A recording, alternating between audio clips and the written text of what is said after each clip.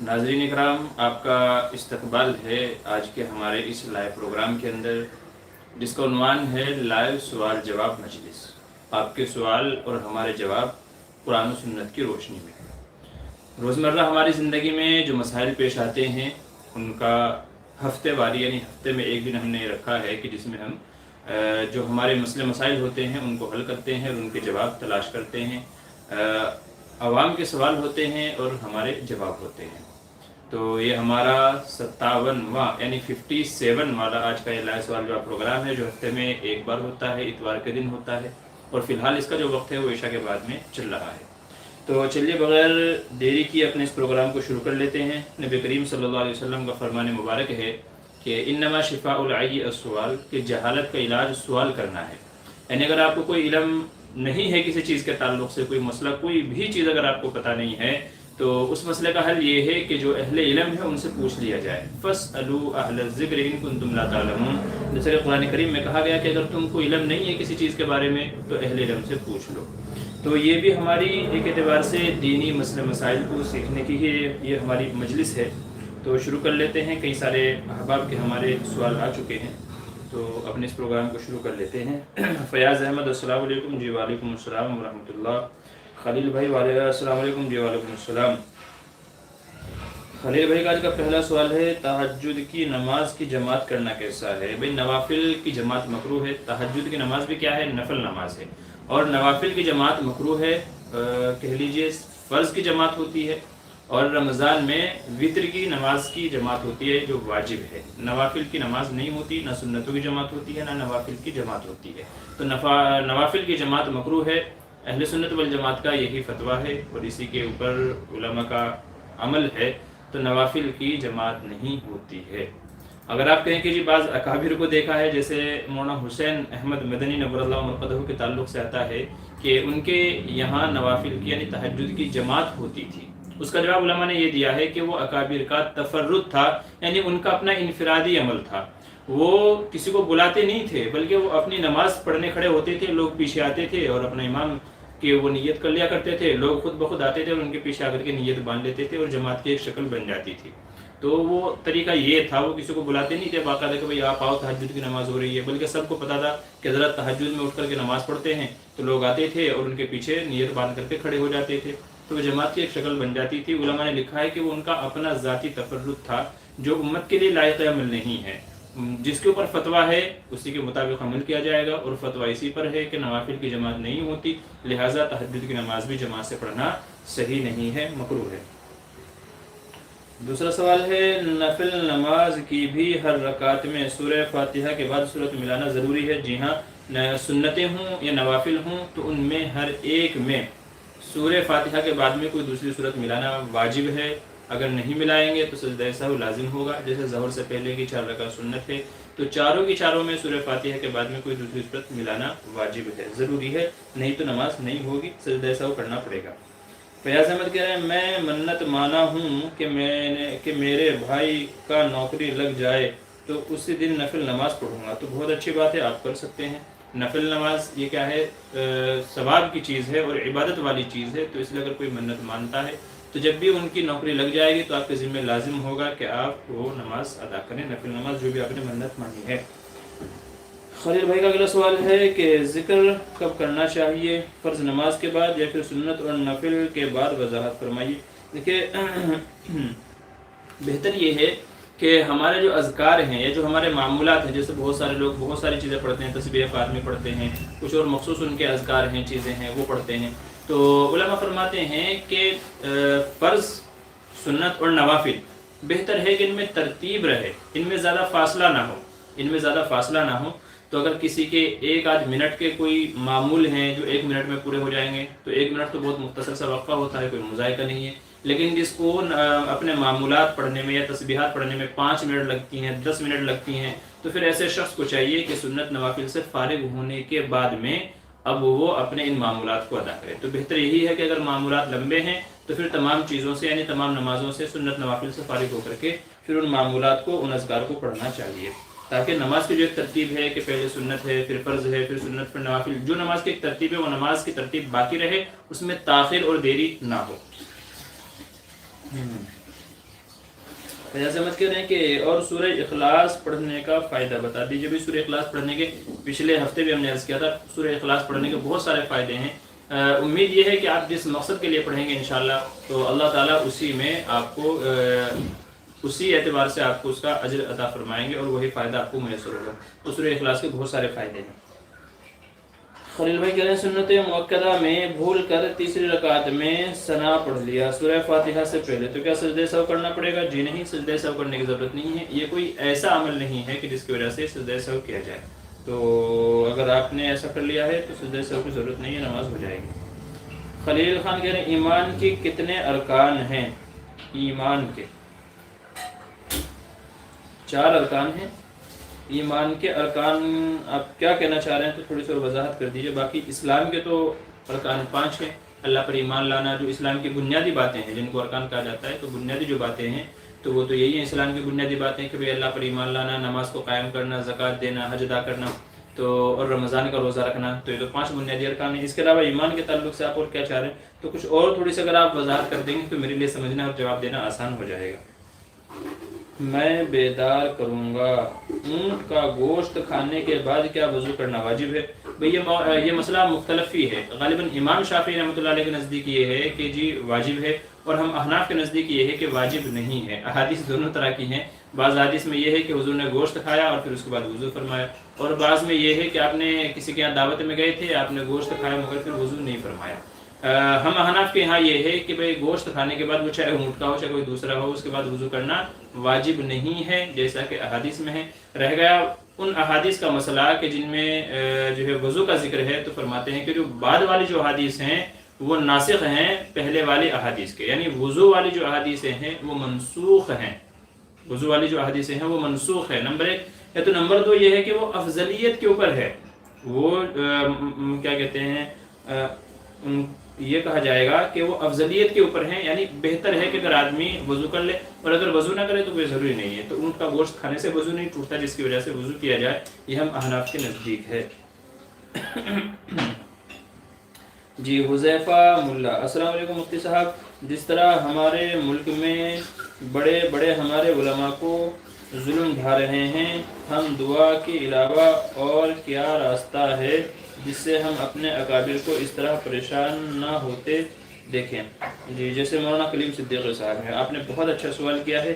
دیکھیے ایک خاص ایجنڈے کے تحت میں بعض ایسے ہیں جو ملک کی ساکھ کو بھی نقصان پہنچا رہے ہیں، اور ایک ان کا ایک الگ ایجنڈا ہے، ایک الگ ذہنیت ہے جو ملک کے ماحول کو خراب کرنا چاہتے ہیں، یہاں پر بدامنی پھیلانا چاہتے ہیں، یا آپ یوں بھی کہہ سکتے ہیں کہ مسلمانوں میں ایک ڈر کی کیفیت بٹھانا چاہتے ہیں، ہمیں بزدل بنانا، مایوس بنانا، ہمیں کم ہمتی، بزدلی کا احساس دلانا. ٹھیک ہے، تو اس طرح کی خوف و ہراس کی کیفیت پیدا کرنا چاہتے ہیں ہمارے اندر. اور اس کا آسان سا طریقہ یہ ہے کہ جو بڑے بڑے چوٹی کے علماء ہیں، جیسے پہلے زمانے میں ایک طریقہ ہوا کرتا تھا جنگوں میں کہ جو سپہ سالار کمانڈر جو ہوتا تھا اس کو مار دو تو فوج بدل ہو کر کے بھاگ جایا کرتی تھی، جنگ سے راہ فرار اختیار کر لیا کرتی تھی. تو یہ پہلے زمانے میں تھا کہ سپہ سالار کو مار دو، کمانڈر کو مار دو، جب فوج کو کوئی کمانڈ کرنے والا نہیں بچے گا تو ان کے پاؤں اکھڑ جائیں گے، وہ بھاگ جائیں گے. تو وہی مونوپولی آج وہی طریقہ اپنایا جا رہا ہے کہ جو ہمارے رہبر ہیں، جو ہمارے قائد ہیں، ان پر غلط الزامات لگا کر کے، بے بنیاد باتوں میں ان کو پھنسا کر کے، اور جو ہے یعنی ان کو پہلے اپنے انڈر میں کیا جائے تاکہ جو بقیہ اور جو دوسرے حضرات ہیں کیا کہتے ہیں ان کے اندر مایوسی کی کیفیت پیدا ہو جائے، بزدلی کی کیفیت پیدا ہو جائے. یہ سب کیا جا رہا ہے. لیکن یاد رکھیے کہ ہمارا بھروسہ صرف اور صرف اللہ کی ذات پر ہے، اور لا تقنطوا من رحمت اللہ کہا گیا کہ اللہ کی رحمت سے مایوس نہ ہو. بے شک یہ اسلام کی ایک جیسا کہ غالباً علامہ اقبال کا شعر ہے کہ اسلام کی فطرت میں قدرت نے لچک دی ہے، اتنا ہی یہ ابھرے گا جتنا بھی دباؤ گے. بہرحال ہر چیز کے اندر اللہ کی کوئی حکمت ہوتی ہے، کوئی مصلحت ہوتی ہے، اور اس کے بہت سارے فائدے ابھر کر کے سامنے آتے ہیں. تو انشاءاللہ اس کے اندر بھی کوئی نہ کوئی اللہ کی حکمت ہے، مصلحت ہے، اگرچہ ہم کو پریشانیاں دکھ رہی ہیں، لیکن ہو سکتا ہے کہ وہ جہاں گئے ہوں وہاں بھی دین کے جو ہے کام کریں گے. ظاہر سی بات ہے، وہ کسی نے کہا نا کہ بھئی چکی تو جہاں جائے گی وہاں پیسے گی، چکی جہاں جائے گی وہاں پیسے گی، تو چکی کا کام تو پیسنا ہے. تو ان کا کام جو ہے دعوت کا ہے، تو وہ جہاں بھی جائیں گے وہاں وہ دعوت دیں گے، اور امید ہے انشاءاللہ کہ اس کے ذریعے بھی اللہ تعالیٰ خیر بھی وجود کے اندر لے کر کے آئے گا. سب سے پہلی چیز ہم کو یہ کرنا ہے کہ اس طرح کے جو اس طرح کے بیانات ہیں کہ جن کو بیس بنایا جا سکتا ہے کل کو الزامات وغیرہ کا، تو ان کو سب سے پہلے سوشل میڈیا جو پلیٹ فارم ہے ان سے ان کو ڈیلیٹ کیا جائے. یہ سب سے پہلی چیز ہے. اور دوسرا یہ ہے کہ ان اکابر کے ہر طریقے سے معاونت کی جائے، مالی اعتبار سے بھی، جیسے ابھی کہہ لیجئے کسی کے اوپر الزام لگا، کچھ وہ لگا، تو مالی اعتبار سے ان کی مدد کی جائے. جو بندہ جس فیلڈ میں ہے وہ اپنے اعتبار سے اپنی مدد کا ان کو یقین دہانی کرائے. جیسے کوئی وکیل ہے، کوئی جج ہے، کوئی پولیس میں ہے، کوئی کسی اور میں، تو جو بندہ جس فیلڈ میں ہے تو وہ اپنی مدد کا یقین ان کو دلائے کہ جی ہم آپ کے ساتھ کھڑے ہیں، اور اس کو عملی طور پر مدد بھی کرنی چاہیے. صرف بیان بازی پہ اکتفا نہیں کرنا چاہیے. لوگ بھاشن دے رہے ہیں، بیان بازی کر رہے ہیں، اخبارات میں نام آ رہے ہیں، ٹھیک ہے، چھوٹے چھوٹے کلپ بنا رہے ہیں، یہاں تک نہیں ہونا چاہیے. صرف یہ دکھلاوا نہیں ہونا چاہیے، بلکہ عملی طور پر ہمیں جد و جہد کرنی چاہیے. اور جو ہمارے اس طرح کے اکابر ہیں اس کے خلاف، ٹھیک ہے، قانون کے دائرے میں رہ کر کے، قانون کے دائرے میں رہ کر کے، دیکھیں جہاں آپ قانون سے باہر نکلیں گے تو ظاہر سی بات ہے کہ آپ فالٹ کے اندر آ جائیں گے. اور کچھ لوگ چاہ رہے ہیں کہ آپ قانون توڑیں تاکہ قانون اعتبار سے بھی آپ کو پھنسایا جا سکے. تو اس لیے قانون کے دائرے میں رہ کر کے ہمارا جو کانسٹیٹیوشن ہے، جو ہندوستان کا آئین ہے، جو ہمارے قوانین ہیں، ان میں واضح طور پہ لکھا ہوا ہے کہ کب کون سی دفعات لاگو ہوگی اور کس سچویشن میں آپ کو کیا رائٹس، کیا حقوق ملتے ہیں. تو ان سب کو سمجھنے کی، پڑھنے کی ضرورت ہے. اور اس کے اعتبار سے آپ اپنا احتجاج درج کرائیں، آپ پرامن پروٹیسٹ کریں، آپ ٹھیک ہے، آپ اپنی آواز بلند کریں. جو لکھنے والے حضرات ہیں وہ لکھیں، جو بولنے والے حضرات ہیں وہ بولیں، جو محنت کرنے والے حضرات ہیں وہ عملی طور پر پریکٹیکل کر کے دکھائیں. تو یہ ہماری ذمہ داری بنتی ہے کہ جو بندہ جس فلم میں، جس اعتبار سے، ہم ہر ممکن ان کا تعاون کریں، یک زبان ہو کر کے. دیکھیں آج اتنے ہم لوگوں میں فرقے ہو گئے ہیں جس کی کوئی انتہا نہیں ہے، لیکن یاد رکھیے دیکھنے والا یہ نہیں دیکھتا کہ اس کے اوپر کیا لیبل لگا ہوا ہے. بس مسلم جس کو ہم کہتے ہیں، جو مسلم کمیونٹی کے اندر جو آتا ہے، تو پھر سامنے والا اس کو اپنا ٹارگٹ بناتا ہے اور اپنا ہدف اس کو بناتا ہے. تو آج ضرورت ہے ہم اس چیز کو کہ ہم اپنے جو فروعی مسائل ہیں، جو فروعی اختلافات ہیں، ان کو بھلا کر کے ایک اللہ کے نام پر، ایک قرآن کے نام پر، ایک نبی کے امتی ہونے کی حیثیت سے، ٹھیک ہے، ایک جسم ہو کر کے، ایک جان ہو کر کے اپنے اتحاد و اتفاق کا مظاہرہ کریں. اور وہ کسی بھی فرقے سے تعلق رکھتا ہو، وہ کوئی بھی بندہ ہو، وہ چاہے اعلیٰ درجے کا کوئی عالم ہو، بزرگ اللہ والا ہو، اور چاہے چھوٹے درجے کا وہ کوئی عام نارمل مسلم ہو، کوئی عام بندہ ہو جس کے اوپر بھی مصیبت آئے، تو ہمیں یک جہت ہو کر کے، متحد ہو کر کے اس کے خلاف آواز بلند کرنی چاہیے. یعنی اس کا جو بھی حق ہے وہ حق اس کو دلانا چاہیے. اور جو ہے یہ کہہ لیجئے کہ قانون کے دائرے میں رہ کر کے ہمیں ہر ممکن ہم کو کوشش کرنی چاہیے کہ کیسے ہم ان کو انصاف دلائیں. تو یہ ہماری ذمہ داری ہے، یہ ہر بندے کی ذمہ داری ہے مسلم ہونے کی حیثیت سے. نبی کریم صلی اللہ علیہ وسلم نے ارشاد فرمایا، ایک حدیث ہے کہ تمام مسلمان دنیا کے سب ایک جسم کے مانند ہے کہ جب بخار چڑھتا ہے، درد ہوتا ہے، تو پورے جسم کو تکلیف محسوس ہوتی ہے. تو وہی چیز ہمارے اندر بھی ہونی چاہیے کہ اگر کسی کو کوئی تکلیف پہنچی ہے تو اپنے چھوٹے چھوٹے اختلافات بھلا کر کے، یہ اس حیثیت سے کہ بھئی ہاں ہم سب کیا ہیں، مسلمان ہیں، اس حیثیت سے ہم کو سب کو ان کا ساتھ دینا چاہیے، وہ چاہے کسی بھی اس سے تعلق رکھتا ہو. تو ہمیں یہ کرنا ہے، ہمیں پروٹیسٹ کرنے ہیں، احتجاج کرنے ہیں، یا جو بھی جس طریقے سے بھی ہم آواز بلند کر سکتے ہیں ان کے حق میں، ان کے لیے جو بھی اس کا ذریعہ ہو سکتا ہے ان تک مدد پہنچانے کا، جانی اعتبار سے، مالی اعتبار سے، ٹھیک ہے، جو جس فیلڈ میں ہے، جس اعتبار سے ان کی مدد کر سکتا ہے وہ ہمیں کرنی چاہیے. صرف دعووں تک، بیان بازی تک محدود نہیں رہنا چاہیے. باقی جو بھی چیزیں چل رہی ہیں اللہ تعالیٰ حالات کو درست فرمائے، اور جو بعض لوگوں کے دماغ میں گندگیاں بھری ہوئی ہیں اللہ تعالیٰ ان کو دور فرمائے. جو ملک میں فساد پھیلانا چاہتے ہیں یا یہاں کے عوام کو توڑنا چاہتے ہیں، بددل کرنا چاہتے ہیں، اللہ تعالیٰ جو ہے ان سب کو ہدایت نصیب فرمائے. اور جو یہ بیماری ان کے دلوں کے اندر پیدا ہو گئی ہے اللہ تعالیٰ اس کو ختم فرمائے. بس یہی، اور اپنی دعاؤں میں بھی یاد رکھتے رہیں کہ بھئی ظاہر سی بات ہے کہ دعا ہمارے لیے بہت بڑی چیز ہے. الدعاء سلاح المومن کہا گیا ہے. تو دعاؤں میں یاد رکھیں، دعاؤں سے اچھی چیزیں کیا کہتے ہیں، تقدیریں بدل جاتی ہیں دعاؤں سے، اور اللہ تعالیٰ بہت فیصلے فرماتا ہے. تو اس لیے دعاؤں میں ان کو یاد رکھیں، اور جس کا جیسے جو بھی ہو سکے وہ ہر ممکن ان کا تعاون کرے. خلیل خان کہہ رہے ہیں وطر کی نماز میں قرات کیسے کرنی چاہیے، آہستہ یا بلند آواز سے؟ بھائی آہستہ آواز سے قرات کرنی چاہیے. فیاض احمد کہہ رہے ہیں آپ سے بھی دعا کی درخواست ہے. جی انشاءاللہ ضرور. قسمت علی کہنا السلام علیکم مفتی صاحب، ڈاکٹر مریض کو دیکھنے سے پہلے جو فیس لیتا، مریض کو دیکھنے سے پہلے جو فیس لیتا ہے وہ پیسہ حرام ہے یا حلال ہے؟ بھائی مریض کو دیکھنے سے پہلے فیس لیتا ہے تو ظاہر سی بات ہے وہ اس کی ایک فیلڈ ہے، اس کا تجربہ ہے، اس کی وہ ہے، تو اس کی تو اجازت ہے. اگر کوئی آج دیکھیں، اگر آپ وکیل سے مشورہ کرنے جائیں، رائے لینے جائیں، تو اس نے بھی اپنی ایک فیس رکھی ہوئی ہے. بھائی پہلے آپ میری فیس ادا کریں گے، پھر میں آپ کا کیس سنوں گا اگر آپ مجھ تک آنا چاہتے ہیں. تو جو جتنا بڑا ڈاکٹر ہے اس نے اتنی ہی زیادہ فیس رکھی ہوئی ہے. بہرحال وہ اس کی مرضی، اگر آپ اسے علاج کرانا چاہتے ہیں تو پھر آپ کو کرنا پڑے گا. تو بہرحال اس میں تو کوئی مذائقہ نہیں ہے. لیکن ایسے حضرات سے، جو ڈاکٹر وکیل جو بھی ہیں، ان سے گزارش یہ ہے کہ وہ اللہ کے واسطے نہ رکھیں تو زیادہ بہتر ہے، اور اتنی زیادہ نہ رکھیں کہ جو سامنے والا نہ دے سکے۔ ایک تو آپ جو ہے اس کو صرف دیکھنے کے آپ فیس لے رہے ہیں، حالانکہ مریض سے پوچھنے کے بعد ہی دوائی دیں گے، بھائی تجھے کیا ہے، بخار ہے، اچھا ٹھیک ہے تو بخار کی دوائی دیں گے، سر میں درد ہے تو سر کی جو دوائی دیں گے، کہیں اور درد ہے کوئی اور مرض ہے، مطلب مریض سے پوچھیں گے پھر دوائی دیں گے۔ تو یار پھر تم کہہ رہے ہو کہ جی دیکھنے کی فیس، تو تمہارے دیکھنے کا فائدہ کیا ہوا؟ پھر دیکھنے سے مراد تو یہی ہوتا ہے کہ بھائی آپ دیکھیں، نبض پکڑیں اور نبض دیکھ کر کے بتا دیں، جیسے پہلے زمانے میں ہوا کرتا تھا، اب تو وہ لوگ کہاں رہے ہیں۔ تو بہرحال یہ دیکھنے کی فیس لینا تو جائز، اگر آپ کو ان سے علاج کرانا ہے تو ٹھیک ہے جائیے دیجیے، کیونکہ اس کے علاوہ کوئی اور آپ کے پاس آپشن نہیں ہے، یا تو دوسرے کے پاس جائیے پھر۔ تو اس کی گنجائش تو ہے، لیکن اگر نہ لیں تو زیادہ بہتر ہے، یا پھر ایک دم بہت معمولی رکھیں تاکہ ہر کوئی جا کر کے ان کے پاس اپنے پرابلم کا سلوشن بتا سکے۔ لیکن مسئلہ یہی ہے کہ آج کل جو ڈاکٹر کی پڑھائی ہے نا، اس میں 50 لاکھ 70 لاکھ 80 لاکھ، یہاں تک کہ 1 کروڑ روپے میں لوگ ڈاکٹر کی ڈگری حاصل کرتے ہیں، جو اعلیٰ کوالٹی کی، جو کہہ لیجیے اعلیٰ ڈگری ہے۔ تو جس نے 1 کروڑ روپیہ خرچہ کیا ہے تعلیم کے پیچھے، ڈاکٹر بننے کے پیچھے، تو کیسے ممکن ہے کہ وہ فری میں آپ کا علاج کر دے گا یا بنا فیس لے وہ آپ کا علاج کر دے گا؟ تو آج ایجوکیشن بہت مہنگی ہو گئی ہے، تعلیمیں بہت مہنگی ہو گئی ہیں۔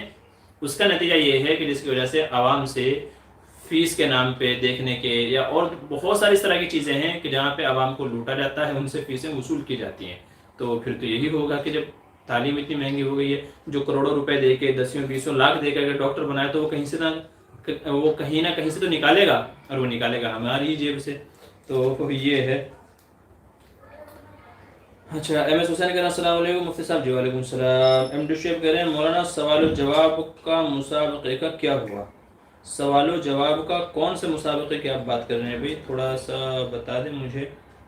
سوال و جواب کا مسابقہ، اگر کسی نے، محمد خلیل بھائی کہہ رہے ہیں اگر کسی نے بغیر وضو کے قرآن پڑھ لیا تو کیا حکم ہے؟ میں ایک شخص کو دیکھا، اس نے کہا کہ آج سردی ہے اس لیے میں وضو نہیں کیا۔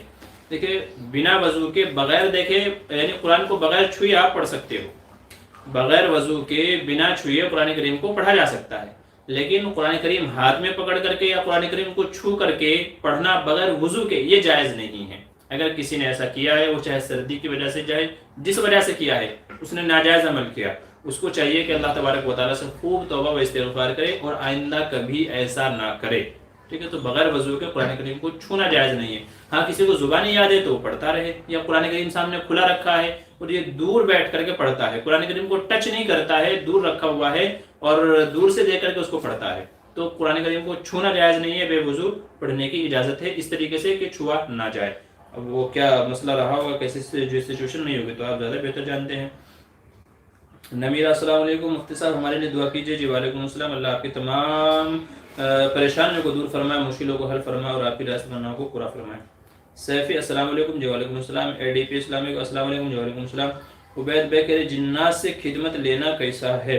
جی، جو جائز خدمتیں ہیں وہ لی جا سکتی ہے، ایسے انسانوں سے لے سکتے ہیں تو جنات سے بھی لے سکتے ہیں۔ تو اگر کسی کے پاس میں ہے، موکل ہیں، کسی کے تابع جن ہیں، تو جائز جو خدمتیں ہیں وہ تو ان سے لی جا سکتی ہے۔ لیکن یہ کہنا بھائی مجھے 40,000 روپے لا کے دو، 2 تولہ سونا لا کے دو، 10 کلو سونا لا کے دو، یہ کرو، یعنی حرام عمل، جیسے آپ خود حرام عمل نہیں کر سکتے، کسی سے حرام خدمت نہیں لے سکتے، تو ایسے ان سے بھی حرام خدمتیں آپ نہیں لے سکتے۔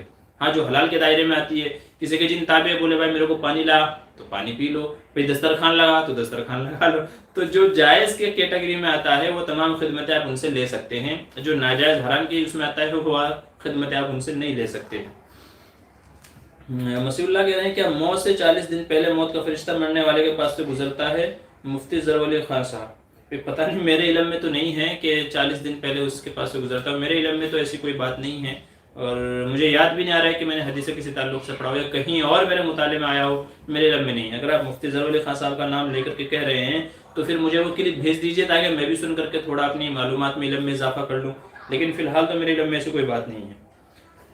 خلیل خان کہہ رہے ہیں والدین کو دین کی دعوت دینا کیسا ہے؟ دین کی دعوت تو بھائی ہر کسی کو دینا ہے، وہ چاہے والدین ہوں، چاہے مسلم ہوں، چاہے غیر مسلم ہوں، ٹھیک ہے؟ جس کو بھی آپ ضرورت ہے دین کی جس کے اندر جو کمی ہے تو آپ کی ذمہ لازم ہے کہ آپ اس تک صحیح دین کی باتیں پہنچائیں. اگر ماں باپ والدین ایسے ہیں کہ ہم ان کے اندر دین کے تعلق سے کچھ بے رخی دیکھ رہے ہیں, کچھ کمی کوتاہی دیکھ رہے ہیں, تو پیار و محبت سے اچھے طریقے سے ان کو بتا دیں کہ یہ چیز ایسے نہیں ایسے ہے, یا آپ کو ایسا کرنا چاہیے, آپ کو ویسا کرنا چاہیے.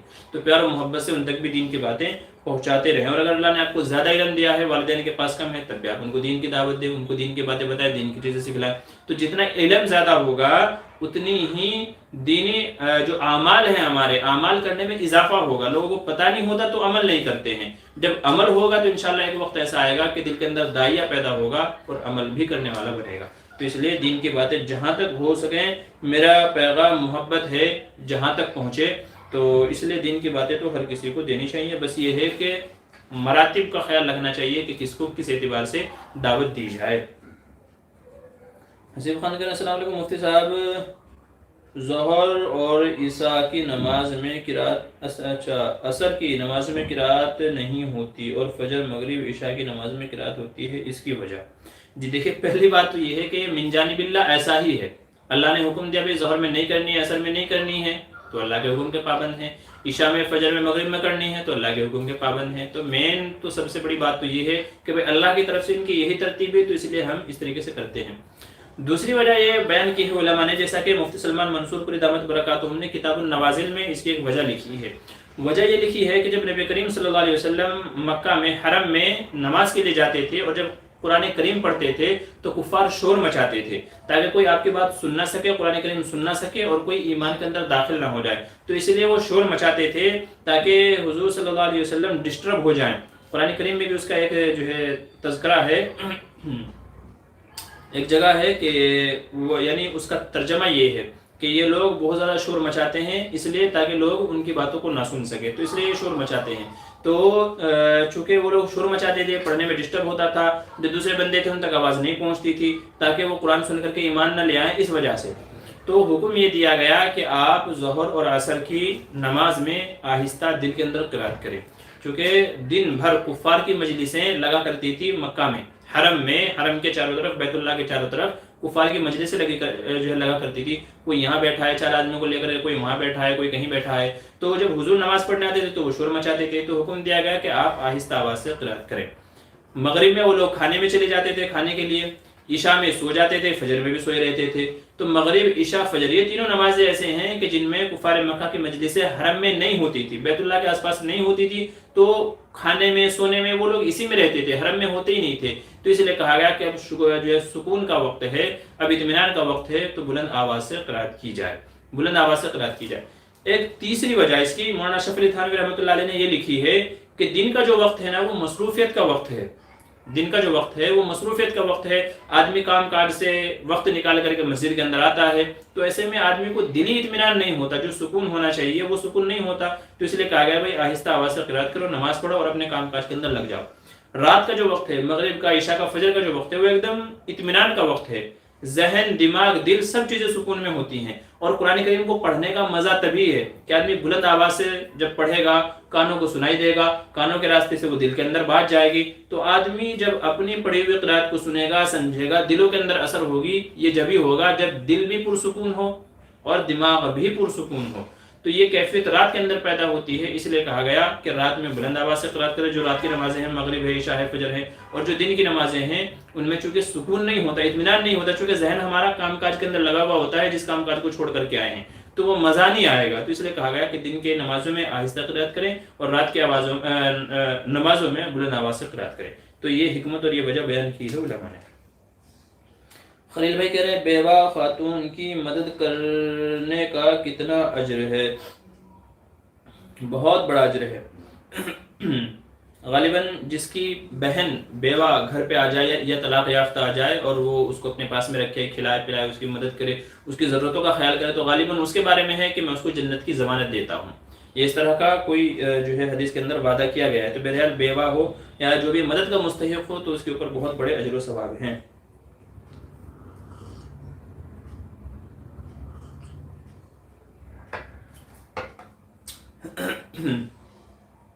جی, نماز میں کتنی بار کھجا سکتے ہیں؟ بھئی دیکھیں, نماز میں اگر آپ کھجائیں گے تو کھجانے سے عمل کثیر پیدا ہوگا. عمل کثیر کا مطلب یہ ہے کہ آدمی نماز میں ایسی حرکت کرے کہ جس سے دیکھنے والا یہ سمجھے کہ نماز میں نہیں ہے، نماز سے باہر ہے، ٹھیک ہے. تو اگر ایک بار کھجایا تو مسئلہ نہیں ہے، دوسری بار کھجایا تو بھی مسئلہ نہیں ہے، لیکن اگر تیسری بار کھجایا تھوڑی تھوڑی دیر، تو علماء کہتے ہیں اب یہ عمل کثیر کے اندر داخل ہو جائے گا. ایک تو یہ آدمی 5 سیکنڈ 10 سیکنڈ سے کھجا رہا ہے، تو کافی دیر تک کھجاتے رہنا یہ بھی عمل کثیر کے اندر آ جائے گا. اور ایک رکن میں 3 مرتبہ تھوڑا تھوڑا کھجانا یہ بھی عمل کثیر کے اندر آ جائے گا. تو اگر کبھی ایسا ہو کھجانے کی ضرورت پیش آئے تو ایک ہاتھ سے آرام سے تھوڑا سا مختصر سی مدت میں 1 سیکنڈ میں 2 سیکنڈ میں کھجا کے فارغ ہو جائے، یا تو پھر جو اگلا رکن ہوگا تھوڑی دیر اس میں کھجا لے، یا جو اس سے اگلا رکن ہوگا تھوڑی دیر اس میں کھجا لے. تو اس طریقے سے کر لے، لیکن ایک ہی رکن میں زیادہ دیر یعنی 3 تسبیح پڑھنے کے بقدر نہ کھجائے، ورنہ وہ عمل کثیر کے اندر داخل ہو جائے گا. عمل کثیر کے اندر داخل ہو جائے گا تو نماز ٹوٹ جائے گی. میں بیدار کروں گا کہہ رہے ہیں کیا حضرت عمر یا ابو بکر یا عثمان غنی رضی اللہ عنہ نے حضرت علی کے گھر کے دروازے کو آگ لگا دی تھی؟ یہ غلط ہے، یہ سراسر شیعوں کا گھڑا ہوا ہے. جس کی آپ بات کر رہے ہیں، جو بات آپ نے نقل کی ہے، یہ شیعوں کی کتابوں میں لکھا گیا ہے، اور انہوں نے ان حضرات سے دشمنی کی بنیاد پر ایسی باتیں لکھی ہیں. نہیں تو سوچنے کی بات ہے کہ داماد رسول کے گھر میں آگ لگانا، میں کہتا ہوں کہ وہ بندہ مومن ہی نہیں رہے گا. اگر کسی کے دل کے اندر یہ آ بھی جائے، آگ لگانے کی بات تو بہت دور کی بات ہے، وہ مومن ہی نہیں رہے گا. یہ ساری باتیں شیعوں نے لکھی ہیں. چونکہ شیعہ حضور صلی اللہ علیہ وسلم کے بعد حضرت علی کو خلیفہ مانتے تھے، تو بیچ کے جو 3 واسطے ہیں ابو بکر، عثمان اور حضرت عمر رضی اللہ عنہ، تو ان تینوں کو بدنام کرنے کے لیے بہت سارے الزامات ان کے اوپر لگائے گئے ہیں. جن میں سے ایک الزام یہ بھی ہے، ایک الزام تو یہ ہے کہ ان کے گھر کو آگ لگا دی تھی. ایک الزام یہ ہے کہ حضرت فاطمہ کے پیٹ پہ لات ماری تھی، جس کی وجہ سے ان کا بچہ ضائع ہو گیا. اس طرح کے بہت سارے بے بنیاد الزامات گھڑے ہوئے ہیں. یاد رکھیے کہ یہ سراسر خلاف ہیں. یہ صرف اور صرف آپ کو شیعوں کی کتابوں کے اندر ہی ملے گا. اس کے علاوہ اہل سنت والجماعت کی جتنی بھی کتابیں ہیں، وہ چاہے حنفی مسلک سے تعلق رکھتا ہو، شافعی سے، حنبلی سے، کسی بھی مسلک سے تعلق رکھتا ہو، انشاءاللہ کسی مسلک کی کتاب میں، معتبر سے معتبر کتاب میں، تاریخوں کی آپ کتابیں جتنی چاہے اٹھا لیجئے، شیعوں کو چھوڑ کر کے جتنی کتابیں آپ اٹھا لیں، کسی کتاب میں آپ کو نہیں ملے گا. یہ صرف اور صرف شیعوں کی شرارت ہے کہ انہوں نے حضرت علی پر الزامات لگائے، اور انہی الزامات کو بنیاد بنا کر کے آج ان کی شان میں گستاخی کرتے ہیں. تو ایسا کوئی حقیقی واقعہ نہیں ہے، یہ سب الزامات ہیں، جھوٹ ہیں. امامہ جمال کہہ رہے ہیں ہم اللہ سے بہت شدت سے کوئی دعا مانگتے ہیں تو ہمیں کیسے پتہ چلے کہ ہماری دعا کب قبول ہوگی، یا کوئی ایسا وظیفہ جس سے ہمیں خواب میں کچھ ایسا اشارہ مل جائے کہ اللہ نے دعا قبول کر لی ہے؟ دیکھیں، دعا کے قبول ہونے کا کیسے پتہ چلے گا؟ اس کا ایک ذریعہ تو یہ ہے کہ ہم نے جو دعا مانگی تھی وہ چیز ہو گئی. ہم نے دعا مانگی تھی یا اللہ ہمیں صحت مل جائے، صحت مل گئی. یا اللہ مال مل جائے، مال مل گیا. یا اللہ گھر مل جائے، گھر مل گیا. یا اللہ اولاد ہو جائے، اولاد ہو گئی. تو ایک تو یہ ہے کہ آپ نے جو دعا مانگی وہ آپ کو مل گیا، آپ نے اپنی آنکھوں سے دیکھ لیا، تو ظاہر سی بات ہے ہم کو معلوم ہوگا کہ بھئی ہماری دعا قبول ہو گئی. دوسری علامت علماء نے یہ لکھی ہے کہ اگر کوئی دعا مانگنے کے بعد دل نرم ہو جائے، دل کے اندر رقت پیدا ہو جائے، دل نرم ہو جائے، دل کی ایک عجیب کیفیت پیدا ہو جائے، اور اللہ پہ یقین اس درجے کا پیدا ہو جائے کہ یہ دعا قبول ہو گئی میری، ایسی اگر کیفیت پیدا ہو جائے تو پھر بھی علماء فرماتے ہیں کہ یہ دعا کی قبولیت کی علامت ہے. یہ بعض علماء سے نقل کیا گیا ہے. البتہ دعا کوئی رد نہیں جاتی، کوئی بھی دعا رد نہیں جاتی. حدیث میں کہا گیا ہے کہ جو بندہ مانگتا ہے یا تو اس کو وہی دے دیا جاتا ہے، اور اگر وہ نہ ملے تو اس کے بدلے میں کوئی بلا، کوئی مصیبت اس سے دور کر دی جاتی ہے. یا تو فرمایا گیا ہے کہ تیسرا نتیجہ یہ ہوتا ہے کہ اس دعا کو آخرت میں ذخیرہ بنا کر کے رکھ لیا جاتا ہے، اور کل قیامت میں جب وہ اس کا اجر دیکھے گا تو دعا کرے گا کہ شاید تمنا کرے گا کہ کاش دنیا میں میری کوئی دعا قبول نہ ہوئی ہوتی. تو یہ 3 چیزیں ہوتی ہیں جب بندہ کوئی دعا مانگتا ہے، یا تو وہی مل جاتا ہے، یا تو مصیبت اس کے بدلے میں دور کر دی جاتی ہے، یا آخرت میں ذخیرہ بنا کر کے رکھ لی جاتی ہے. تو بہرحال 2 چیزیں میں نے ذکر کی ہیں، یا تو آدمی خود دیکھ لے، یا تو دل نرم پڑ جائے، تو یہ بھی اس چیز کی علامت ہے کہ دعا قبول ہو گئی ہے. اب اللہ اس کو کب ہمارے سامنے لے کر کے آئے گا اس کی کوئی وضاحت نہیں ہے. کسی حدیث میں کسی نے نہیں لکھا ہے کہ وہ کب ہم اس کو نتیجہ ملے گا، کب ہم کو اس کا رزلٹ دیکھنے کو ملے گا. اس تعلق سے کوئی بات کہیں کتاب میں نہیں لکھی ہے. محمد عدنان کہہ رہے ہیں مجھے اچھی کتابوں کا نام بتا دو. بھئی آپ کس تعلق سے مطالعہ کرنا چاہتے ہیں؟ سیرت پہ، تاریخ پہ، حدیث پہ، تفسیر پہ، کس تعلق سے آپ، یا اصلاحی مضامین کس تعلق سے آپ وہ کرنا چاہ رہے ہیں؟ تو آپ ایک کام کیجئے، ہمارا ٹیلی گرام پہ ایک چینل ہے مفتی بدر آفیشل، ٹیلی گرام پہ ہمارا چینل ہے مفتی بدر آفیشیل کر کے، آپ ٹیلی گرام پہ جا کے سرچ کیجئے، اس کو جوائن کر لیجئے. اس میں آپ کو بہت ساری کتابیں مل جائیں گی، نکاح کے تعلق سے، جمعے کے خطبات کے تعلق سے، اور احادیث کی کتابیں مل جائیں گی، دنیا بھر کی کتابیں آپ کو وہاں مل جائیں گی انشاءاللہ. تو آپ حضرات میں سے جس کو کتابیں چاہیے تو وہاں پر جا کر کے لسٹ میں سرچ کر لیں، جو آپ کو اچھے لگے ڈاؤن لوڈ کر کے آپ اس کو پڑھ سکتے ہیں. جی دوسری گزارش آپ حضرات سے یہ ہے کہ ہمارا ایک چینل ہے مفتی بدر موٹیویشنل اسپیکر، دوسرا ہمارا ایک چینل ہے مفتی بدر موٹیویشنل اسپیکر، جس کو ہم نے شارٹ ویڈیو یعنی چھوٹی چھوٹی مختصر جو اقوال زرعی، گولڈن تھاٹ جو ہوتے ہیں، گولڈن ورڈز جو ہوتے ہیں، تو ان کے لیے ہم نے اس کو بنایا تھا. تو آپ حضرات سے گزارش یہ ہے کہ سپورٹ کریں ہمیں، اور ہمارے اس چینل کو بھی آپ سبسکرائب کر لیں. اس میں کئی ساری چیزیں ہیں، اقوال زرعی ہیں، ہم بستری صحبت وغیرہ کے مسائل ہیں، اور یہ جو ہمارا لائیو پروگرام یہاں ہے وہ انشاءاللہ آپ وہاں بھی دیکھ سکتے ہیں. اور چوتھا ایک فائدہ یہ ہے کہ ہم نے جو جمعرات کا تھرسڈے کمنٹ باکس جو ہم نے کیا ہے اس کو ہم اس چینل پہ لائیو کرتے ہیں. تو جمعرات کے دن جو ہمارا لائیو پروگرام ہوتا ہے وہ اس چینل پہ ہوتا ہے، تاکہ وہ چینل پہ آپ جا کر کے جمعرات کے دن آپ ہمارا یہ لائیو پروگرام دیکھ سکیں.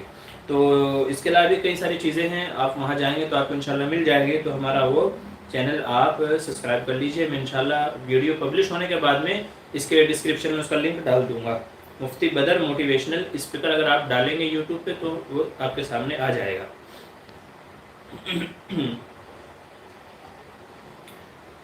جی ایم ایس حسین کہہ رہے ہیں کسی کو دعائے قنوت پڑھنا تھا لیکن رکوع میں چلا گیا، اب نماز پورا کر کے سجدہ سہو کریں یا واپس کھڑے ہو جائیں اور دعا پڑھیں؟ جب رکوع میں چلا گیا تو واپس نہیں آنا چاہیے، آخر میں سجدہ سہو کر لینا چاہیے، نماز ہو جائے گی. فیاض احمد کہہ رہے ہیں میں نے دادی کا خواب دیکھا ہوں، کیا ان کے لیے بخشنا ہوگا؟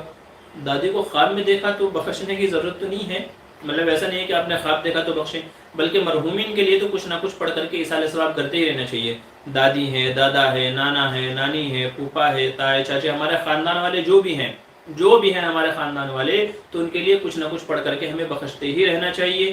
اگر زیادہ نہیں کر سکتے، پورا قرآن نہیں پڑھ سکتے ہیں، تو سورہ بقرہ کا پہلا رکوع، آخری رکوع، آیت الکرسی، چاروں قل، 3 مرتبہ قل واللہ شریف، سورہ فاتحہ وغیرہ، یہ چھوٹی چھوٹی صورتیں، چھوٹی چھوٹی چیزیں پڑھ کر کے اپنے مرحومین کو ایصال ثواب کرتے رہنا چاہیے، وہ چاہے خواب میں آئے چاہے نہ آئے.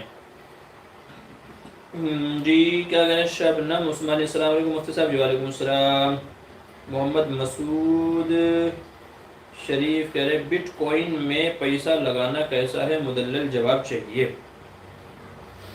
جی بٹ کوئن کے تعلق سے میری ویڈیو ہے، اگر آپ ہمارے چینل پہ جائیں گے تو وہاں آپ کو بٹ کوئن کے تعلق سے مسئلہ مل جائے گا. ایک مختصر سے میں آپ کو بات بتا دیتا ہوں. دیکھیں بٹ کوئن کیا ہے، بٹ کوئن، ون کوئن اور دنیا بھر کے کوئنس ہے، سب اسی کی قسمیں ہیں، چھوٹی چھوٹی، آگے ان کے کئی سارے ٹکڑے ہو گئے ہیں. تو بٹ کوئن یہ کہہ لیجئے کہ بٹ کوئن فی الحال ہوا میں ہے، اس کا کوئی خارجی وجود نہیں ہے.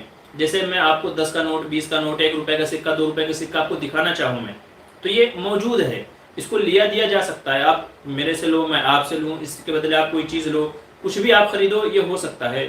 یہ 10 20 50 100 جو بھی ہمارے یہاں جو بھی کرنسی ہے اس سے تمام چیزیں خریدی بیچی جا سکتی ہیں، وہ ویلڈ ہیں. آپ پیٹرول بھروائیں، گیس خریدیں، کوئی بھی آپ شاپنگ کریں، تو یہ چیزیں کیا، یہ کرنسی کیا ہماری ویلڈ ہے.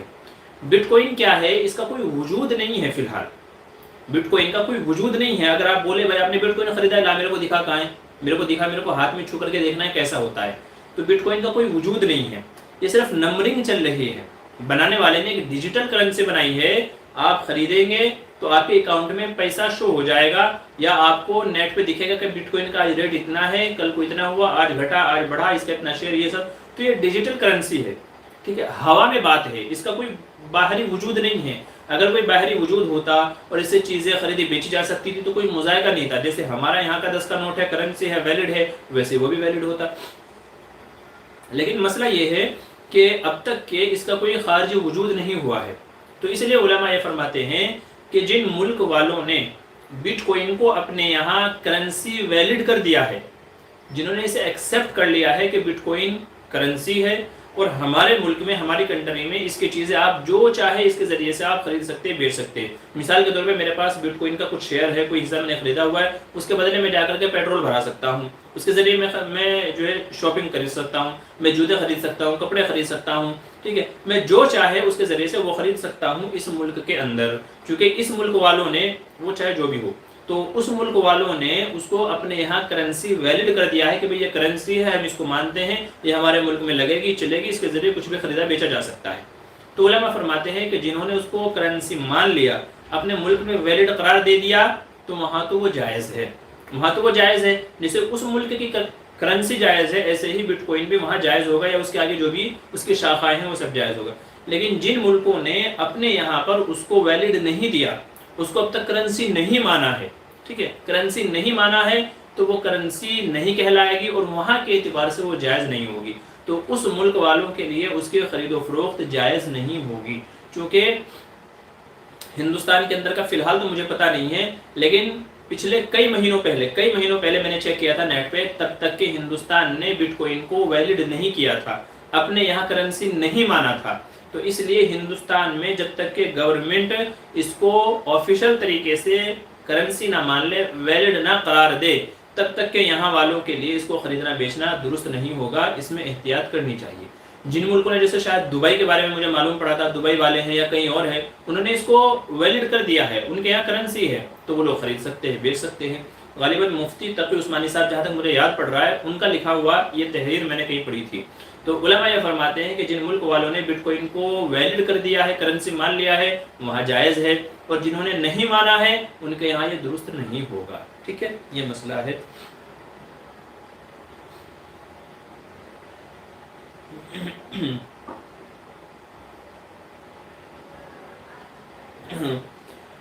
جی خلیل بھائی کہہ رہے ہیں بچوں کا چلا یا چھٹی کرنا کیسا ہے, ہمارے علاقے میں لوگ کرتے ہیں. دیکھیں چلا یا چھٹی سے آپ کیا مراد لے رہے ہیں مجھے نہیں پتا ہے. شریعت میں بچے کی پیدائش کے بعد میں اس کے کان میں اذان دی جائے گی, اس کا اچھا سا نام رکھا جائے گا, 7ویں دن اور عقیقہ کیا جائے گا. یہ تو ہے شرعی طریقہ جو شریعت نے بتایا ہے. اس کے علاوہ اس کے ختنہ کی رسم ہوتی ہے, ٹھیک ہے, یا تو جو آپ کہہ رہے ہیں 40ویں, یہ جتنی بھی چیزیں ہیں یہ سب غلط ہیں. شریعت میں ان کا کوئی اعتبار نہیں ہے. صرف بچے کان میں اذان, اس کا عقیقہ, ٹھیک ہے, اور اس کا نام رکھا جائے, تو یہ تو شرعی اعتبار سے. اس کے علاوہ جتنی بھی چیزیں ہیں یہ سب غیر اسلامی ہیں, غیر شرعی ہیں, تو ان میں حصہ لینا نہیں. ظاہر والا خطرہ تو کرانی ہے, لیکن ختنہ پہ رشتہ داروں کو بلانا, دوستوں کو بلانا, دعوتیں کرنا, ہدیے گفٹ دینا, یہ سب چیزیں کیا ہیں, یہ غیر اسلامی ہیں, غیر شرعی ہیں, ان کی اجازت نہیں ہے. تو اگر آپ کے یہاں بھی یہ چیز صرف رسمن ہے, شریعت میں اس کو ثبوت نہیں ہے, شریعت میں اس طرح کی کوئی چیز ہم کو نہیں ملتی ہے, تو پھر اس سے بچیں, اس سے احتیاط کریں, یہ عمل درست نہیں ہوگا.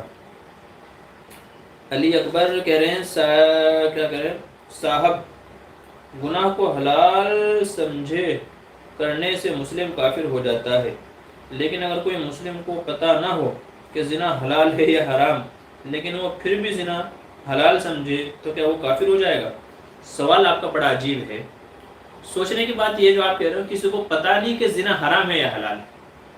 تعجب کی بات یہ ہے کہ آخر دنیا میں ایسا کون بے وقوف شخص ہے, بلکہ میں تو اسے پاگل کہوں گا کہ پاگل ہی ہوگا جس کو پتہ نہیں ہے کہ بھی زنا حرام ہے. نہیں تو ہر بندے کو پتہ ہے کہ بھی زنا حرام ہے, ہر بندے کو پتہ ہے کہ زنا حرام ہے, بدکاری فحاشی یہ حرام ہے, یہ ہر شخص کو پتہ ہے. آپ کہہ سکتے ہیں نابالغ کو نہیں پتہ ہے, چونکہ نابالغ نہ سمجھ ہے تو اس کو نہیں پتہ ہے, آپ یہ کہہ سکتے ہو.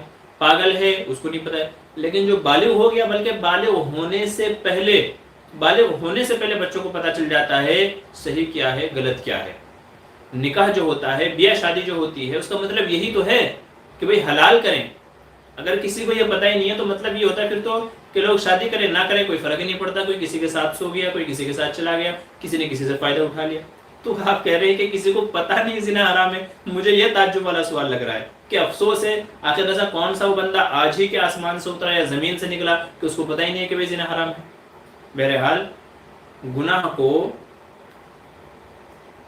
حلال سمجھ کر کے کرنا, اس سے آدمی کافر ہو جاتا ہے. ہاں اگر کوئی ایسا گناہ ہے کہ جس کے بارے میں پتہ نہیں ہے, پھر اس کو بغیر حلال سمجھے کرے, پھر کافر نہیں ہوگا. یعنی گناہ کر رہا ہے بس گناہ ہونے کی حیثیت سے, تو پھر تو کافر نہیں ہوگا. لیکن گناہ کو حلال سمجھ کر کر رہا ہے، پھر وہ چاہے کوئی بھی گناہ کیوں نہ ہو، چھوٹے سے چھوٹا بڑے سے بڑا کوئی بھی گناہ کیوں نہ ہو، اگر گناہ کو حلال سمجھ کر کے کرتا ہے تو پھر وہ کافر ہو جائے گا. اس کو پتہ ہے نہیں پتہ ہے کہاں سے آیا، مریخ سے آیا کہ کوئی کسی دوسرے سیارے سے آیا، کسی دوسری دنیا سے آیا، اسے کوئی فرق نہیں پڑتا ہے. لیکن اگر حرام کو حلال سمجھ کر کے کرتا ہے تو وہ کافر ہو جائے گا. اس بندے کے اوپر دوبارہ ایمان قبول کرنا، دوبارہ کلمہ پڑھنا لازم اور ضروری ہوگا.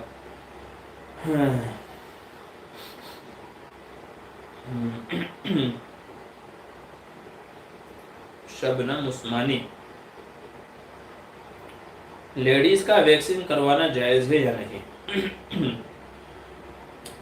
دیکھیں، لڑکیوں کا اپنے گھر پہ رہتے ہوئے جو کریم آتے ہیں، لوشن آتے ہیں، دوسری چیزیں آتے ہیں، ان سے اگر اپنی باڈی کی ویکسین کرنا چاہیں اس میں کوئی حرج نہیں ہے، اس میں کوئی مذائقہ نہیں ہے. لیکن لڑکیوں کا بیوٹی پارلر میں جا کر کے یا فیشل اس کے لیے ویکسین کے لیے جو دکانیں کھلی ہوئی ہیں، جو شاپس کھلی ہوئی ہیں، وہاں جا کر کے ویکسین کروانا یہ ناجائز ہے. جیسے دلہنوں کی ویکسین کی جاتی ہے کہ پہلے دن تو سب ٹھیک ہے، صاف شفاف ہے، لیکن ایک ہفتے کے بعد میں وہاں بال اگنے شروع ہو جاتے ہیں، شوہر سوچتا ہے یار پہلے دن کچھ اور تھا آج کچھ اور ہے. تو لڑکیوں کا اپنے گھر پہ رہتے ہوئے اپنے ہاتھ سے کریم، پاؤڈر، جو بھی چیزیں ہیں ان سے ویکسین کرنا چاہتی ہیں، جائز ہے، کرو آپ. لیکن اس کے لیے بیوٹی پارلر جانا، دوسری دکانوں پہ شاپس پہ جانا، مساج پارلر، وہ سب اسپا وغیرہ جانا، یہ سب چیزیں ناجائز اور حرام ہیں. وہاں جا کر کے کروانا کیا ہے، ناجائز اور حرام ہے. وجہ اس کی یہ ہے کہ عورت کے لیے بھی دوسری عورت کا جسم دیکھنا جائز نہیں ہے، سطر دیکھنا جائز نہیں ہے، اور عورت کا پورا جسم سطر ہے. ظاہر ہے کہ اگر کسی بیوٹی پارلر کے اندر مرد یہ کام کرتا ہے تب تو وہ حرام سے بھی بڑا حرام ہے کہ مرد عورت کا جسم دیکھے یا اس کی ویکسین کرے. اگر کسی بیوٹی پارلر میں عورتیں ہی عورتوں کی ویکسین کرتی ہیں تب بھی ناجائز اور حرام ہے، اس لیے کہ عورت کا بھی عورت سے پردہ ہے. اور ظاہر ہے کہ جب تک کہ عورت دوسری کے سامنے سطر نہیں کھولے گی تو ویکسین ہوگی نہیں. تو نتیجہ یہ ہوا کہ عورت کو اپنا سطر دکھا رہی ہے. اور ایک عورت کے لیے بھی، بھلے ہی وہ عورت ہے، عورت کے لیے بھی عورت کا سطر دیکھنا جائز نہیں ہے، جیسے مرد کے لیے مرد کا سطر دیکھنا جائز نہیں ہے. وہ کہتے ہیں نا بھائی جو تیرے پاس ہے وہی میرے پاس ہے، بات تو ٹھیک ہے، جو اس عورت کے پاس ہے وہی اس عورت کے پاس ہے، جو اس مرد کے پاس ہے وہی اس مرد کے پاس ہے. تو سب کے مرد کے پاس سب کے وہی چیز ہے، عورتوں کے پاس سب کے وہی چیز ہے. لیکن پھر بھی سطر دیکھنا جیسے مرد کے لیے مرد کا جائز نہیں ہے، ایسے ہی عورت کا بھی دوسری عورت کا سطر دیکھنا جائز نہیں ہے. اور بیوٹی پارلر میں جب ویکسین کے لیے جائیں گے تو لا محالہ سطر دکھے گا ہی دکھے گا. اس کی وجہ سے ہم نے عرض کیا کہ بیوٹی پارلر اس طرح کے مساج اسپا وغیرہ میں جا کر کے ویکسین کروانا جائز نہیں ہے. اپنے گھر میں رہتے ہوئے اپنے ہاتھ سے جو چاہے آپ کر سکتے ہیں، جتنی چاہے ویکسین، جہاں کی چاہے ویکسین کر سکتے ہیں، چونکہ وہاں پردہ ہے، سطر کسی دوسرے کو نہیں دکھ رہا ہے. ٹھیک ہے، یہ مسئلہ ہے ویکسین کا. امید ہے بات آپ کی سمجھ میں آ گئی ہوگی. ایم ڈی شعیب کہہ رہے ہیں سنت و نوافل میں قرات بلند آواز سے کر سکتے ہیں یا نہیں. بعض علماء نے رات کی جو نوافل اور سنتیں ہیں ان میں بلند آواز سے قرات کی گنجائش دی ہے. رات کی جو نوافل ہیں جیسے عشاء وغیرہ کے ہیں تو ان میں بلند آواز سے قرات کی گنجائش دی ہے. باقی دن کے جو نوافل سنتیں ہیں ان میں علماء فرماتے ہیں آہستہ آواز سے ہی قرات کرنی چاہیے. بہتر یہی ہے دن کے ہوں یا رات کے ہوں آہستہ آواز کی قرات کرنی چاہیے. لیکن جو رات کے نوافل ہیں ان میں بعض علماء نے اجازت دی ہے. شبنم عثمانی کہہ رہے ہیں میں آگرہ سے. اچھا جی، ہمارے دوست ہیں مفتی ایم قاسمی، وہ بھی وہیں سے آگرہ سے ہی ہیں. جی ایم ڈی شیئر کریں انعامی ویڈیو کا نتیجہ نہیں آیا. اچھا جی، انعامی ویڈیو کا مسئلہ یہ ہے، ہم نے بولا تھا کہ جب ویڈیو پہ 5000 ویو ہو جائیں گے، 75,000 میں سے جب 5000 لوگ ویڈیو کو دیکھ لیں گے تو انشاءاللہ انعام کا اعلان کر دیں گے. خیر میں بھی چیک کرتا ہوں کہ جو انعامی ویڈیو ہے تقریباً 2 یا 3 انعامی ویڈیو ہیں ان پہ کتنا ویو ہوا ہے. اگر ویو کمپلیٹ نہیں ہوا ہے تو آپ ویو کمپلیٹ کروا دیجئے، انشاءاللہ میں کل اعلان کر دوں گا. تو ان پہ جو ویو تھا 5000 کا جو ہم نے ٹارگٹ پکڑ کے لے کے چلے تھے تو انشاءاللہ وہ جس دن بھی پورا ہو جائے گا، کل پورا ہو جائے گا تو کل اعلان کر دیں گے، 10 دن میں پورا ہو جائے گا تو 10 دن میں اعلان کر دیں گے. میں انشاءاللہ یہ پروگرام کے بعد میں چیک کرتا ہوں کہ ان پہ کتنا ویو ہوا ہے کس ویڈیو پہ. تو جس بھی ویڈیو پہ 5000 ویو ہو چکے ہوں گے انشاءاللہ اس کا اعلان کر دیا جائے گا. جاوید رضا صابری السلام علیکم. جی وعلیکم السلام. شبنم عثمانی کہہ رہے ہیں جمعے کے دن عصر کی نماز کے بعد 80 مرتبہ جو درود شریف پڑھنی ہوتی ہے اس میں سے بھی پڑھ لے یا کوئی خاص درود ہے؟ جی وہ خاص درود ہے، اللہم صلی علی محمد النبی الامی وعلی آلہ وسلم تسلیما۔ 80 سال کے گناہ جس سے معاف ہوتے ہیں تو وہ یہ والا مخصوص درود ہے، کوئی بھی درود نہیں ہے بلکہ یہ مخصوص درود ہے جو پڑھا جاتا ہے، ٹھیک ہے۔ خان السلام علیکم مفتی صاحب، ہم گاؤں جا رہے ہیں، بہن کی شادی کے لیے دعا کی گزارش ہے بھائی، اللہ تعالیٰ جو ہے آپ کو خیر و عافیت سے لے کر کے جائے اور خیر و عافیت کے ساتھ میں ہی آپ کی بہن کی شادی کے جو انتظامات ہیں، جو امور ہیں، وہ سب پایہ تکمیل تک پہنچائے۔ خلیل بھائی کہہ رہے ہیں نماز پڑھنے کے کتنے فائدے ہیں، وضاحت فرمائیے۔ بھائی فضائل اعمال جو شیخ کی ہے آپ اس کا مطالعہ کر لیجئے، نماز کے تمام فضائل وہاں مل جائیں گے۔ انہوں نے بہت سارے نماز کے فائدے ذکر کیے ہیں۔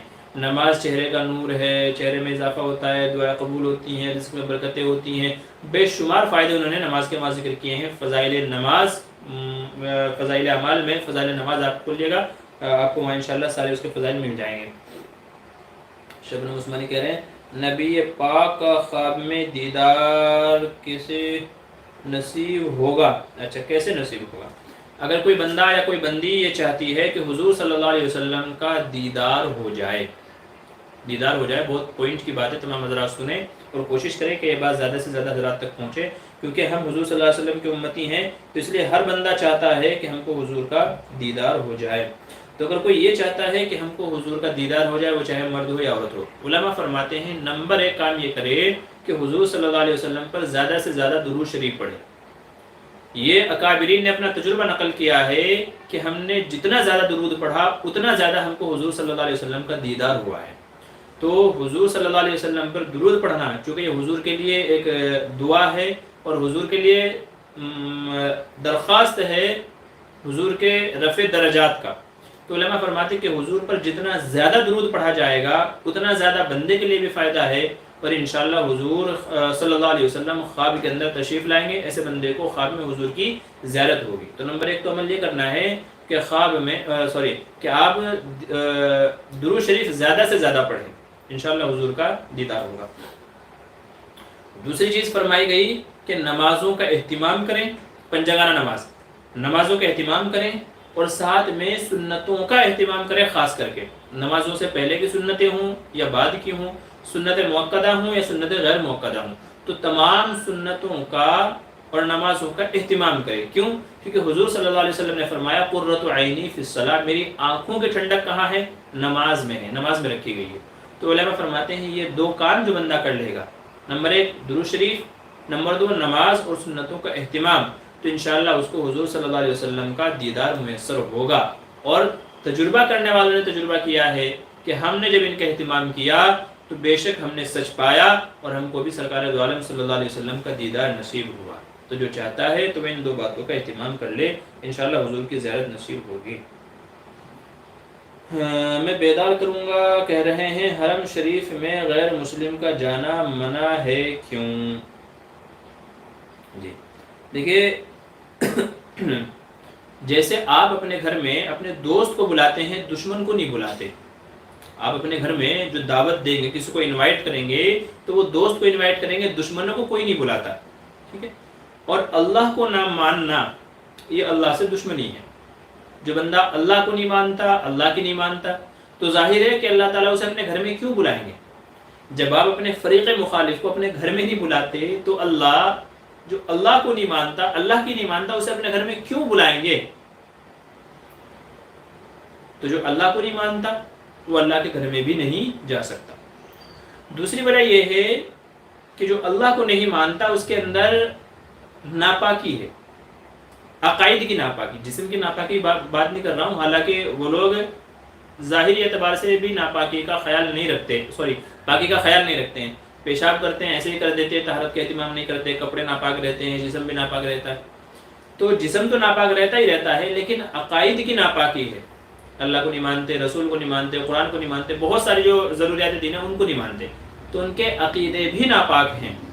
ظاہر ہے کہ ناپاک آدمی جیسے مسجد میں نہیں جا سکتا، ایک مسلمان ہے مگر ناپاک ہے، مسجد میں نہیں جا سکتا، تو وہ بندہ جس کا جسم بھی ناپاک ہے، جس کا عقیدہ بھی ناپاک ہے، تو وہ حرم شریف میں نہیں جا سکتا، وہ مکہ کے اندر نہیں جا سکتا۔ اور قرآن کریم میں نبی کریم صلی اللہ علیہ وسلم نے غالباً حجۃ الوداع میں یا 9 ہجری کے اندر جب حضرت علی رضی اللہ عنہ نے حج کیا تھا، حضرت ابوبکر رضی اللہ عنہ نے حج کیا تھا، تو اس وقت قرآن کریم میں جیسا کہ اعلان کر دیا گیا تھا کہ اس سال کے بعد کوئی مشرک حج نہیں کرے گا اور مسجد حرام کے اندر ناپاک لوگ داخل نہیں ہوں گے۔ تو یہ قرآن کا یعنی اللہ کا اس کے رسول کا فیصلہ ہے کہ کوئی مشرک جو اللہ کو نہیں مانتا وہ اللہ کے گھر میں نہیں آ سکتا۔ تو ان 2 وجوہات کی بنیاد پر وہاں غیر مسلموں کا جانا منع ہے۔ امید ہے بات سمجھ میں آ گئی ہوگی۔ عبید بھائی کہہ رہے ہیں مفتی صاحب السلام علیکم، جادو کا کیسے پتہ چلے گا جادو کیا ہوا ہے یا نہیں؟ اگر جادو ہے تو اس کا علاج کیا ہے؟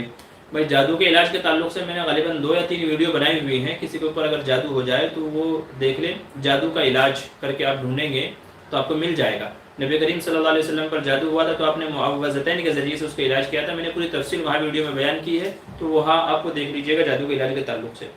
رہ گئی بات یہ کہ اگر کسی پہ جادو ہوا ہے نہیں ہوا ہے کیسے پتہ چلے گا؟ تو جادو کی کئی ساری علامتیں ہوتی ہیں، کئی ساری علامتیں ہوتی ہیں جن سے ہم جج کر سکتے ہیں، سمجھ سکتے ہیں کہ بھائی سامنے والے کو جادو ہوا ہے کہ نہیں ہوا ہے۔ اس میں سے ایک تو بہت زیادہ کھانا، بہت زیادہ آدمی کھا رہا ہے، حالانکہ نارمل آدمی اتنا نہیں کھاتا۔ نمبر 2، الٹی سیدھی حرکتیں کرتے ہیں، ٹھیک ہے، جو عام انسان نارمل انسان نہیں کرتے، الگ الگ طرح کے عجیب عجیب آوازیں نکالنا، عجیب عجیب حرکتیں کرنا، جسم کو موڑنا توڑنا، ٹھیک ہے، یہ بھی کیا ہوتی ہیں؟ اس کی علامتیں ہوتی ہیں۔ اور ایسے ہی جو آدمی کے معمولات ہیں، نمازوں کے، قرآن کے، ان سب سے دور بھاگنا، ان سب سے دور بھاگنا، یہ بھی کیا ہے کہ اس کو کچھ ہے۔ نمبر 4 ہے ناپاکی کی حالت میں رہنا، چونکہ وہ تو خبیث ہیں، تو خبیث تو کہاں رہتے ہیں؟ ناپاک جگہوں پہ رہتے ہیں، تو ناپاکی کی حالت میں زیادہ سے زیادہ رہنا۔ تو یہ 3-4 علامتیں وہ ہیں کہ جن کے تعلق سے علماء فرماتے ہیں کہ ان سے پہچاننا آسان ہو جاتا ہے کہ بھائی سامنے والے کو کچھ اثرات ہیں کہ نہیں ہیں۔ حسیب خان جزاک اللہ مفتی صاحب آپ بہت اچھا سمجھاتے ہیں، جی شکریہ، جزاک اللہ خیر۔ شبنم عثمانی کہہ رہے ہیں ایک وضو سے کتنی نمازیں پڑھ سکتے ہیں؟ اچھا وضو نہیں ہوتا، وضو ہوتا ہے۔ میں نے سنا ہے کہ کئی وقت کے ساتھ میں وضو بھی جاتی رہتی ہے، جبکہ میں نے حدیث میں پڑھا ہے کہ جب تک کہ یقین نہ ہو وضو ٹوٹنے کا وضو دوبارہ نہ بنائے۔ جی دیکھیے، ایک وضو سے جتنی چاہے نمازیں پڑھی جا سکتی ہیں، آپ کو صرف وضو ٹوٹنے سے روکنا ہے۔ اگر آپ نے 1 ہفتہ تک کے اپنا وضو روکے رکھا ہے، ٹھیک ہے، آپ سوئے نہیں ہیں، آپ واش روم نہیں گئے ہیں، باتھ روم نہیں گئے، تو اگر 1 ہفتے تک کے آپ نے اپنا وضو روکا تو آپ 1 ہفتے تک کی ساری نمازیں پڑھ سکتے ہیں، جب تک کہ آپ کا وضو نہ ٹوٹے تب تک کہ آپ 5، 10، 15، 20، 50، 100، 2000، 5000، 50000 جتنی نمازیں آپ کو پڑھنی ہے تو آپ ایک وضو سے پڑھ سکتے ہیں، جتنے دن کی چاہے آپ نمازیں پڑھ سکتے ہیں، بس شرط یہ ہے کہ آپ کا وضو نہیں ٹوٹنا چاہیے۔ وضو اگر ٹوٹا تو ظاہر سی بات ہے کہ پھر دوسری نماز کے لیے آپ کو وضو کرنا ہی پڑے گا۔ باقی یہ ضروری نہیں ہے کہ ہر نماز کے لیے وضو کرے، ہر نماز کے لیے وضو کیا جائے یہ ضروری نہیں ہے، فرض نہیں ہے، بلکہ ابھی وضو کیا تھا، عصر میں کیا تھا، عصر سے مغرب پڑھ سکتے ہیں، چونکہ 1 گھنٹے کا وقفہ ہے، 1 گھنٹے میں خاص کر کوئی ضرورت پیش نہیں آتی، تو عصر کے وضو سے آپ مغرب پڑھ لو، عشاء پڑھ لو، ٹھیک ہے، اور اگر آپ رات میں عبادت کرتے ہیں، اللہ کی سوئے نہیں ہیں اور آپ کا وضو نہیں ٹوٹا ہے تو فجر کی نماز بھی پڑھ لو۔ جیسے امام ابو حنیفہ کے تعلق سے آتا ہے کہ 40 سال عشاء کے وضو سے فجر کی نماز پڑھی ہے، یعنی رات میں سوتے نہیں تھے، اللہ کی عبادت کرتے تھے، تو جب وضو نہیں ٹوٹتا تھا تو ظاہر ہے جب وضو ہے تو آپ فجر کی نماز پڑھ لو۔ جو بندہ سویا ہی نہیں ہے، رات بھر نماز پڑھتا رہا، تلاوت کرتا رہا، کچھ بھی کرتا رہا، مگر اس کا وضو نہیں ٹوٹا ہے، عشاء کا وضو باقی ہے، تو وہ تہجد پڑھے، فجر کی نماز پڑھے، جو چاہے پڑھ لے۔ تو امام ابو حنیفہ کے تعلق سے یہ آتا ہے کہ 40 سال عشاء کے وضو سے فجر کی نماز پڑھی، یعنی رات بھر سوتے نہیں تھے، اللہ کی عبادت کرتے تھے اور فجر کی نماز پڑھ کر کے ہی پھر اپنے دوسرے معمولات میں لگتے تھے۔ تو ایک وضو سے جتنی چاہے نمازیں پڑھی جا سکتے ہیں، تو بس شرط یہ ہے کہ آپ کو وضو ٹوٹنے سے بچانا ہے۔ نیاز محمد کہہ رہے ہیں جب کسی آدمی کا انتقال ہوا ہو 4 دن بعد میں اس کو مٹی لگی ہو، سوال یہ ہے سوال جواب دفن ہونے کے بعد ہوں گے یا دفن ہونے سے پہلے ہوں گے؟ جب میت کو دفن کر دیا جاتا ہے، ٹھیک ہے، یعنی میت کو دفن کر دیا جاتا ہے، قبر کے اندر رکھ دیا جاتا ہے، تب اس سے سوال جواب ہوتے ہیں۔ اگر ایک بندے کو 2 دن 3 دن 4 دن تک نہیں رکھا گیا ہے، اب تک اسے قبر میں نہیں رکھا گیا ہے، تو غالب گمان یہی ہے کہ جب اسے قبر میں رکھا جائے گا، قبر میں رکھنے کے بعد میں پھر اس سے سوال جواب ہوں گے۔ اب چاہے اس کو 4 دن بعد رکھا گیا ہے، 5 دن بعد رکھا گیا ہے، چونکہ حدیث میں تو یہی ہے کہ جب میت کو دفنا دیا جاتا ہے، جب میت کو دفنا دیا جاتا ہے، دفنانے کا مطلب یہ ہے کہ قبر بند کر دی ہے، اس کو لیول کر دیا ہے، قبر کو قبر بنا دیا ہے، مٹی وغیرہ سب ڈال دی ہے، تو اب اس سے سوال جواب ہوتا ہے. تو حدیث سے تو یہی پتہ چلتا ہے کہ اگر 4 دن بعد اس کو دفن کیا گیا تو 4 دن بعد اس سے سوال جواب ہوں گے. خلیل بھائی کہہ رہے ہیں اللہ آپ کو سلامت رکھے. شکریہ. نوکری کا وظیفہ بتا دیجئے. جی جس بندے کی نوکری نہیں لگ رہی ہے، جاب کے لیے پریشان ہے، اس کو چاہیے حسبی اللہ لا الہ الا ہو علیہ توکلت وہو رب العرش العظیم. یہ دعا پڑھتا رہے نوکری کے لیے، جاب کے لیے، جو بھی اس کی پریشانی ہے اس وقت نوکری پیسے وغیرہ کو لے کر کے یہ دعا پڑھتا رہے. انشاءاللہ اللہ تعالیٰ اس کی برکت سے نوکری اور جو بھی اس کی پریشانی ہے اللہ تعالیٰ دور فرمائے گا. محمد نعمان السلام علیکم. اگر مقتدی کا وضو پہلی رکعت کے رکوع کے بعد ٹوٹ جائے تو کیا حکم ہے؟ جی تو ظاہر سی بات ہے کہ اس کی رکعت چھوٹ گئی ہے، اس کو رکعت پانے والا شمار نہیں کیا جائے گا، کیونکہ جب تک کہ سجدہ نہیں کر لے گا تب تک کہ رکعت شمار نہیں ہوگی. وہ ایک الگ بات ہے جس نے فرمایا کہ جی بھائی جس نے رکوع پا لیا اس نے نماز پا لی، تو چونکہ کہ سجدہ بھی وہ پا ہی لے گا تو اس لیے کہا گیا کہ رکعت اس کی مکمل ہو جائے گی. لیکن جس نے سجدہ ہی نہیں کیا، چونکہ رکعت نام ہے، ایک رکعت ہم کب سمجھتے ہیں؟ جب رکوع کے بعد میں دونوں سجدے ہو جائیں تو کہا جاتا ہے ایک رکعت مکمل ہو گئی ہے. تو جس کا صرف رکوع کر کے سجدہ جو ہے وضو ٹوٹ گیا ہے تو وہ رکعت اس کی شمار نہیں ہوگی. جب وہ قضا کرے گا تو اس کی بھی قضا کرے گا. ہاں اگر دونوں سجدے کرنے کے بعد اگر اس کا وضو ٹوٹتا تو اب ہم کہتے کہ رکعت مل گئی ہے، اس کی قضا نہیں کرے گا. لیکن جب سجدے نہیں ملے تو قضا کی شکل میں یہ ہوگا. اور چونکہ جو آنے والا ہے نماز میں شامل ہونے والا ہے تو جب اس کو رکوع مل گیا اور آگے سجدے بھی مل گئے تو اس کی رکعت مکمل ہو گئی. اس لیے حدیث میں کہا گیا من ادرک الرکوع فقد ادرک الرکعۃ، جس نے رکوع پا لیا تو اس نے رکعت پا لی. یہ مسئلہ ہے. خلیل خان کہہ رہے ہیں والدین اگر بچوں سے جھوٹ بولنے لگائے تو کیا حکم ہے؟ بھائی جھوٹ نہیں بولنا چاہیے، جھوٹ بولنا گناہ ہے. جھوٹ بولنا کیا ہے؟ گناہ ہے. تو والدین کی نافرمانی گناہ کے کاموں میں، یعنی اگر والدین غلط بات جو شرعی اعتبار سے ناجائز ہے، حرام ہے، غلط ہے، اگر والدین کہیں تو نہیں ماننا ہے. باقی جو جائز باتیں ہیں، جائز امور ہیں، ان سب میں والدین کی اطاعت کرنی ہے، فرما برداری کرنی ہے، مگر حرام میں نہیں کرنی ہے. اور جھوٹ بولنا بھی حرام ہے. لہذا اگر والدین جھوٹ بولنے ہو گئے تو جھوٹ نہیں بولنا ہے، کیونکہ اب اللہ کی ماننی ہے، والدین کی نہیں. اللہ بولتے ہیں سچ بولو، اللہ کی طرف سے حکم ہے سچ بولو، والدین بولتے ہیں جھوٹ بولو. تو اب اللہ بڑے ہیں، بہرحال اللہ تو بڑے ہی ہیں، تو اللہ کی مانی جائے گی، والدین کی نہیں مانی جائے گی. ہاں اگر والدین کسی جائز کام کا کہیں تو پھر والدین کی بات ماننی ہے. خلیل بھائی کہہ رہے ہیں میرے پھپھا کا انتقال ہو گیا ہے، آپ سے گزارش ہے کہ ان کے لیے مغفرت کی دعا کریں. اللہ تعالیٰ ان کی مغفرت کے فیصلے فرمائے، جنت الفردوس میں اعلیٰ مقام نصیب فرمائے، قبر کے اندر کروٹ کروٹ سکون نصیب فرمائے، پسماندگان کو صبر جمیل کی توفیق نصیب فرمائے. محمد نعمان کہہ رہے ہیں السلام علیکم، جمعرات کو پروگرام کا کیا وقت رہتا ہے؟ بھائی یہی وقت رہتا ہے 9:30 بجے کے بعد میں. جمعرات کو بھی 9:30 بجے کے بعد کا ہی وقت رہتا ہے. مشورہ کریں کہ پے ٹی ایم پر کیش بیک لے سکتے ہیں کیا؟ جی ہاں لے سکتے ہیں، پے ٹی ایم پر کیش بیک لے سکتے ہیں. اس سلسلے میں بھی ہمارا ویڈیو ہے، آپ سرچ کریں گے پے ٹی ایم کا کیش بیک لینا کیسا ہے تو آپ کو ویڈیو مل جائے گا. اس میں ہم نے مزید وضاحت کی ہے. تو چونکہ آپ ان کی اپلیکیشن استعمال کر رہے ہیں اور ان کی اپلیکیشن کے ذریعے آپ ٹرانزیکشن کر رہے ہیں، پیسہ بھیجنا لانا وہ سب چیزیں کر رہے ہیں، تو ان کا فائدہ ہو رہا ہے، ان کو کہہ لیجیے یوزرز مل رہے ہیں. تو اس کے عوض میں وہ آپ کو کیش بیک دیتے ہیں اور یہ ایک انعام ہی کی شکل ہے. جیسے ہمارے یہاں کوئی نوکری کرتا ہے، اس کی نوکری سے خوش ہو کر کے ہم اس کو انعام دیں، ٹھیک ہے، بونس دیں، تو ایسا ہی یہاں مسئلہ ہے. تو آپ اپلیکیشن استعمال کر رہے ہیں تو اپنے یوزرز کو ان کے ٹرانزیکشن سے خوش ہو کر کے اپنے اپلیکیشن استعمال کرنے کی بنیاد پر وہ کیش بیک دیتے ہیں، جس کا لینا جائز ہے. بلال خان کہہ رہے ہیں شفا کے متعلق کچھ تفصیل کر دیجئے. بھائی میں ہدایہ نہیں پڑھا رہا ہوں. شفے کا مطلب یہ ہوتا ہے کہ بھائی اگر پڑوسی گھر بیچ رہا ہے تو پہلے وہ اپنے پڑوسی سے پوچھے کہ بھائی میں گھر بیچ رہا ہوں، آپ کو لینا ہے کہ نہیں لینا ہے. اسے شفا کہا جاتا ہے اور شریعت میں سے حق شفا کہا جاتا ہے کہ بھائی اپنا گھر بیچنا ہے تو پہلے پڑوسی کو پوچھے. اگر پڑوسی لینے کے لیے تیار ہو تو پہلے اس کو دے، پہلا حق اس کا ہے. اور اگر وہ منع کر دے تو پھر جس کو چاہے بیچا جا سکتا ہے. کیوں؟ وجہ یہ ہے کہ اگر آپ نے اس کو پڑوسی کو نہیں پوچھا اور کسی اور کو بیچ دیا اور وہ آنے والا خراب ہے، ٹھیک ہے، بگاڑی ہے، فسادی ہے، فتین قسم کا ہے، تو ظاہر سی بات ہے آپ کی وجہ سے آپ نے کسی فتین کو بیچ دیا ہے، یہ آپ کا پڑوسی ہمیشہ زندگی بھر پریشان رہے گا، جس کا وبال آپ کے اوپر آئے گا.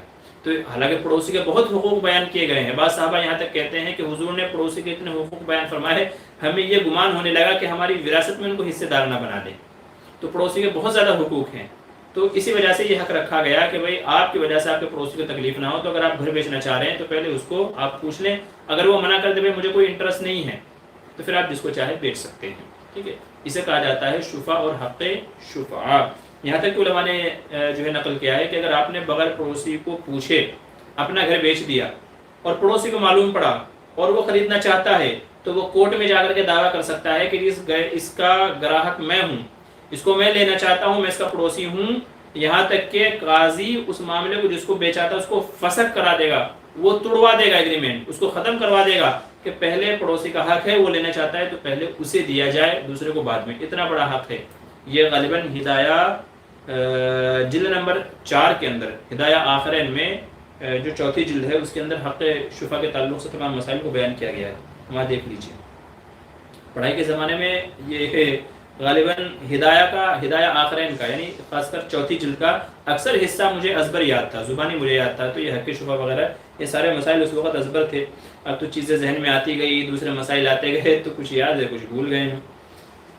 اچھا, قسمت علی کہہ رہے ہیں فرض نماز پڑھتے وقت صورت بار بار بھول جانے کا کیا اس صورت کو چھوڑ کے ہم دوسری صورت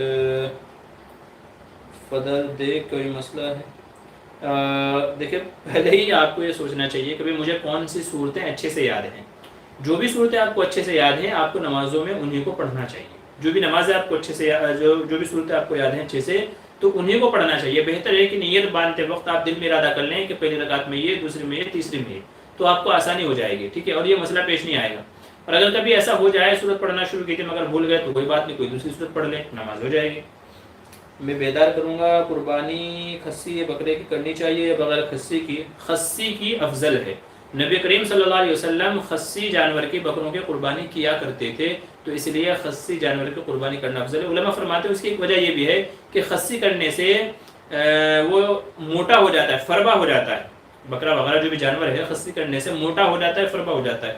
دوسری وجہ یہ ہے کہ اس کے چونکہ جو انڈل جو بکرا ہوتا ہے وہ اپنا پیشاب خود پیتا ہے.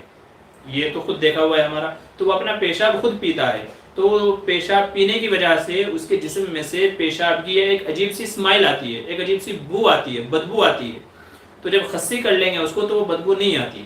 تو چونکہ وہ موٹا ہو جاتا ہے, گوشت میں سے بدبو نہیں آتی ہے اور ہضم ہونے میں پکنے میں بہت جلدی ہوتا ہے, جلدی ہضم ہو جاتا ہے, جلدی پک جاتا ہے.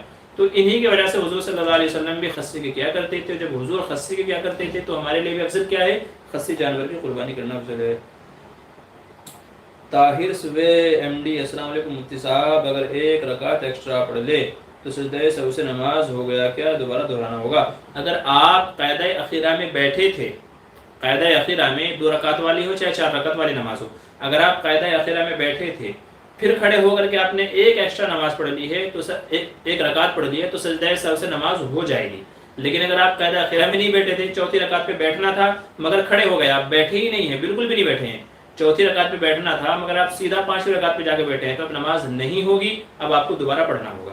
تو اگر قاعدہ اخیرہ میں بیٹھے پھر کھڑے ہو کر کے ایک رکعت ایکسٹرا کر لی تو سجدہ سہو سے نماز ہو جائے گی. اور اگر قاعدہ اخیرہ میں نہیں بیٹھے تو پھر نماز نہیں ہوگی, چونکہ قاعدہ اخیرہ میں بیٹھنا فرض تھا جو آپ نے چھوڑ دیا, اور فرض جب چھوٹ جائے تو نماز نہیں ہوتی. نوکری کے لیے کوئی وظیفہ بتا دیں, میں نے بتا دیا ہے.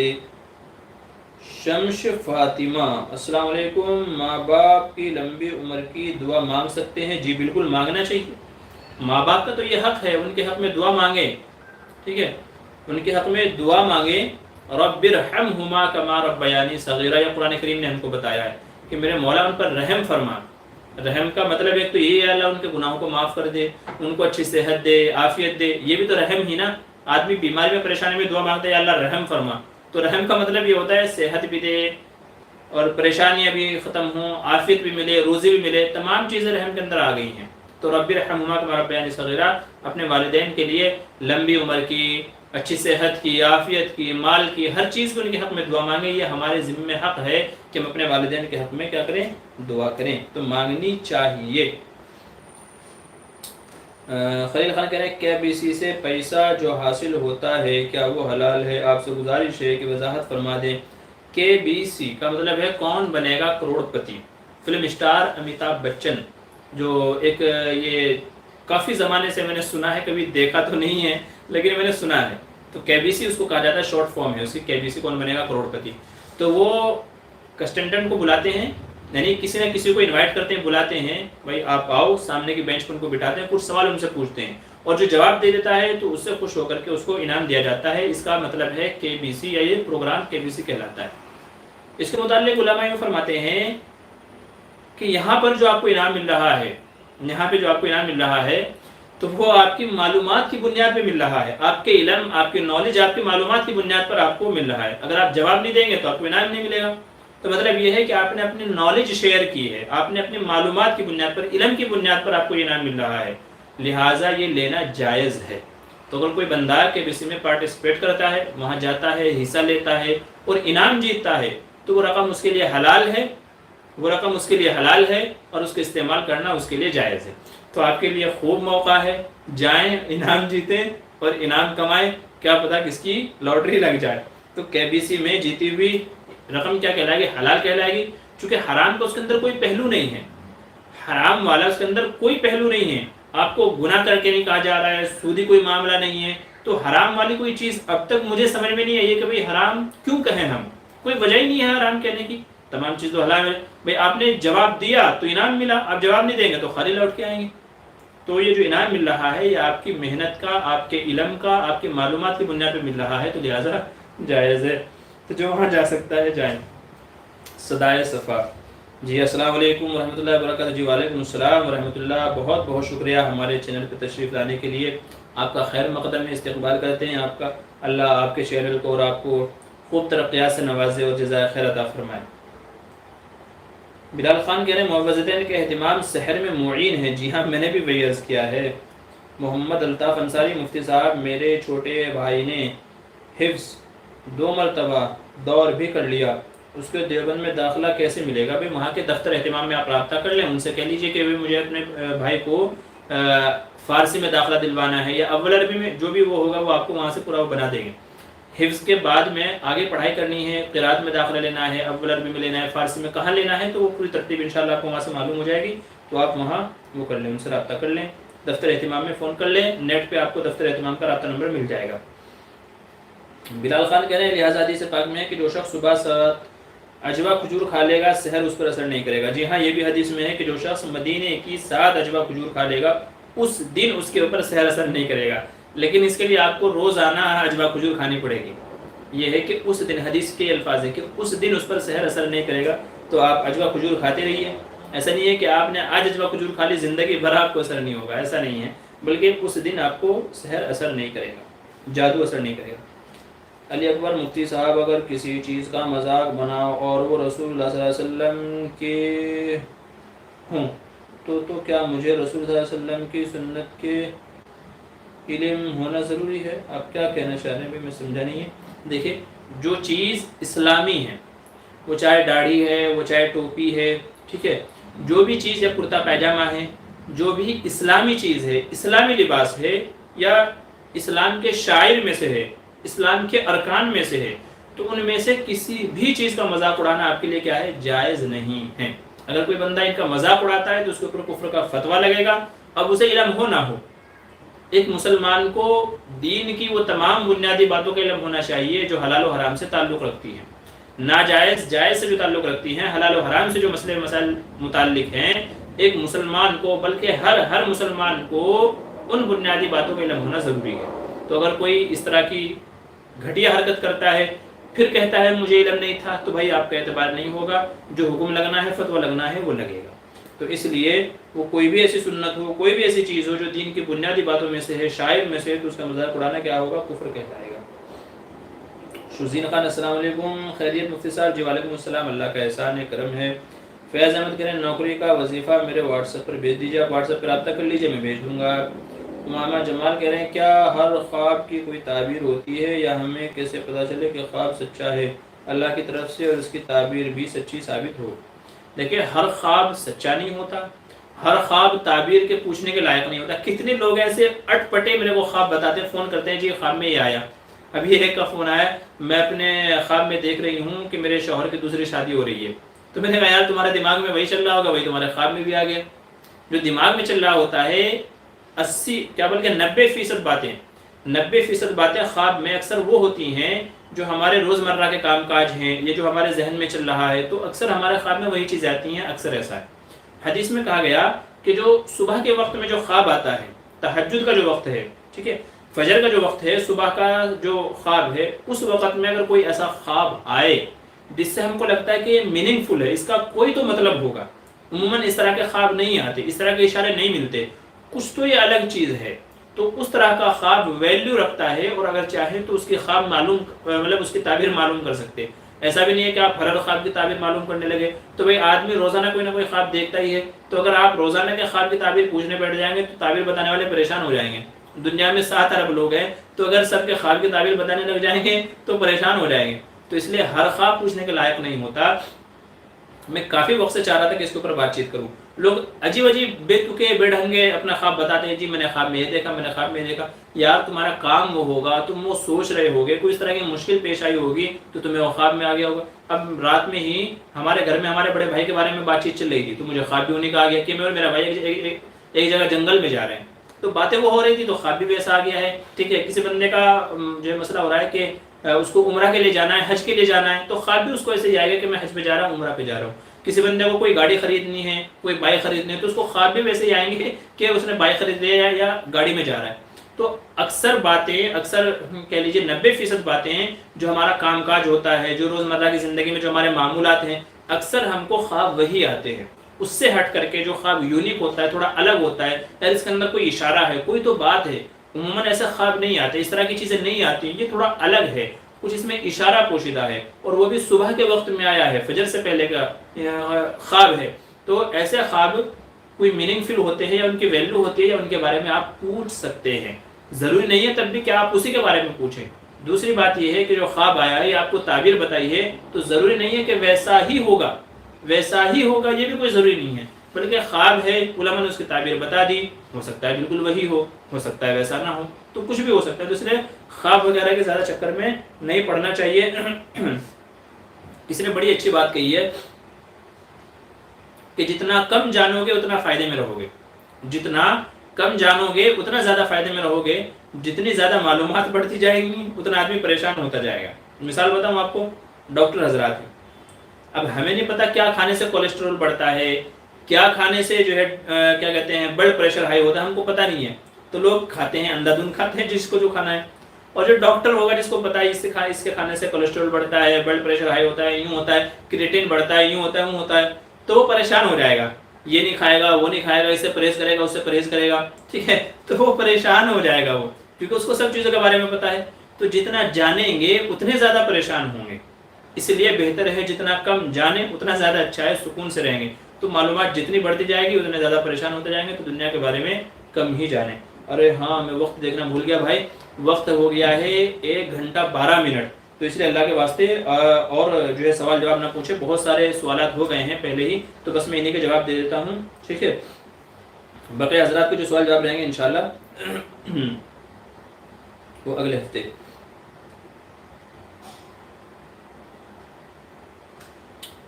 مبین احمد, طلوع آفتاب کا اعلان کرنا کیسا ہے جبکہ قرآن و حدیث اور صحابہ سے اس کو ثبوت نہیں ملتا؟ اکثر مساجد میں اعلان ہوتا ہے, اس کی کیا حقیقت ہے, جائز ہے ناجائز ہے؟ اس سلسلے میں علماء کے دونوں قول ہیں کہ طلوع آفتاب کا اعلان کیا بھی جا سکتا ہے اور نہیں بھی کیا جا سکتا ہے. تو آپ دیکھ لیں جیسا بھی آپ کو ہو, اجازت دونوں کی ہے. بعض جواز کے قائل ہیں, بعض عدم جواز کے قائل ہیں. تو جہاں ضرورت ہو, لوگ اٹھتے نہیں ہیں, یا تو بہت زیادہ غافل لوگ ہیں, تو ان کے لیے اعلان کیا جا سکتا ہے. جیسے گھروں میں عورتیں بھی رہتی ہیں, اگر ان کو بتایا نہیں جائے گا وقت, تو پھر ظاہر سی بات ہے کہ وہ مکروہ وقت میں نماز پڑھ لیں گی. تو اس لیے بعض علماء یہ کہتے ہیں کہ اعلان کر دینا چاہیے, لیکن اعلان مختصر ہونا چاہیے. ایسا نہیں کہ آپ پوری لمبی کھینچتے جا رہے ہیں, یوں ہو گیا, ہو گیا, بس مختصر کہ بھئی مکروہ وقت چل رہا ہے, ٹھیک ہے, بس اتنا بات کہہ کر کے بات کو ختم کر دیں. یا تو ایک اس کی بہتر طریقہ یہ ہو سکتا ہے کہ آپ مہینے میں 1 یا 2 بار اعلان کر دیں, ٹھیک ہے, کبھی سورج نکلنے کا وقت یہ ہے لہٰذا لوگ احتیاط کریں. تو مہینے میں 1 یا 2 بار اعلان کر دیں تاکہ لوگوں کو اندازہ رہے, چونکہ روزانہ 1 یا 2 منٹ گھٹتی ہے زیادہ سے زیادہ, تو لوگوں کو اندازہ رہے گا کہ بھئی سورج نکلنے کا ٹائم یہ ہے. خلیل بھائی کہہ رہے ہیں صدقہ کن کو دینا افضل ہے؟ اپنے رشتہ داروں کو، جو ضرورت مند رشتہ دار ہوں ان کو دینا افضل ہے۔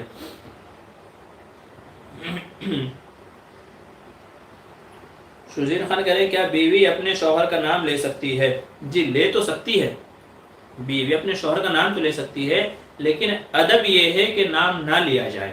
ادب کیا ہے؟ نام نہ لیا جائے۔ اگر بچے ہیں تو بچوں کے ابو کے نام سے پکارا جائے، یا تو پیار محبت میں کوئی دوسرا نام رکھ لیا جائے، تو اصل نام نہ لیا جائے۔ ہمارے معاشرے کا مزاج یہی ہے کہ عورتیں اپنے شوہر کا نام نہیں لیتی ہیں۔ وہ کسی کا لکھا ہوا تھا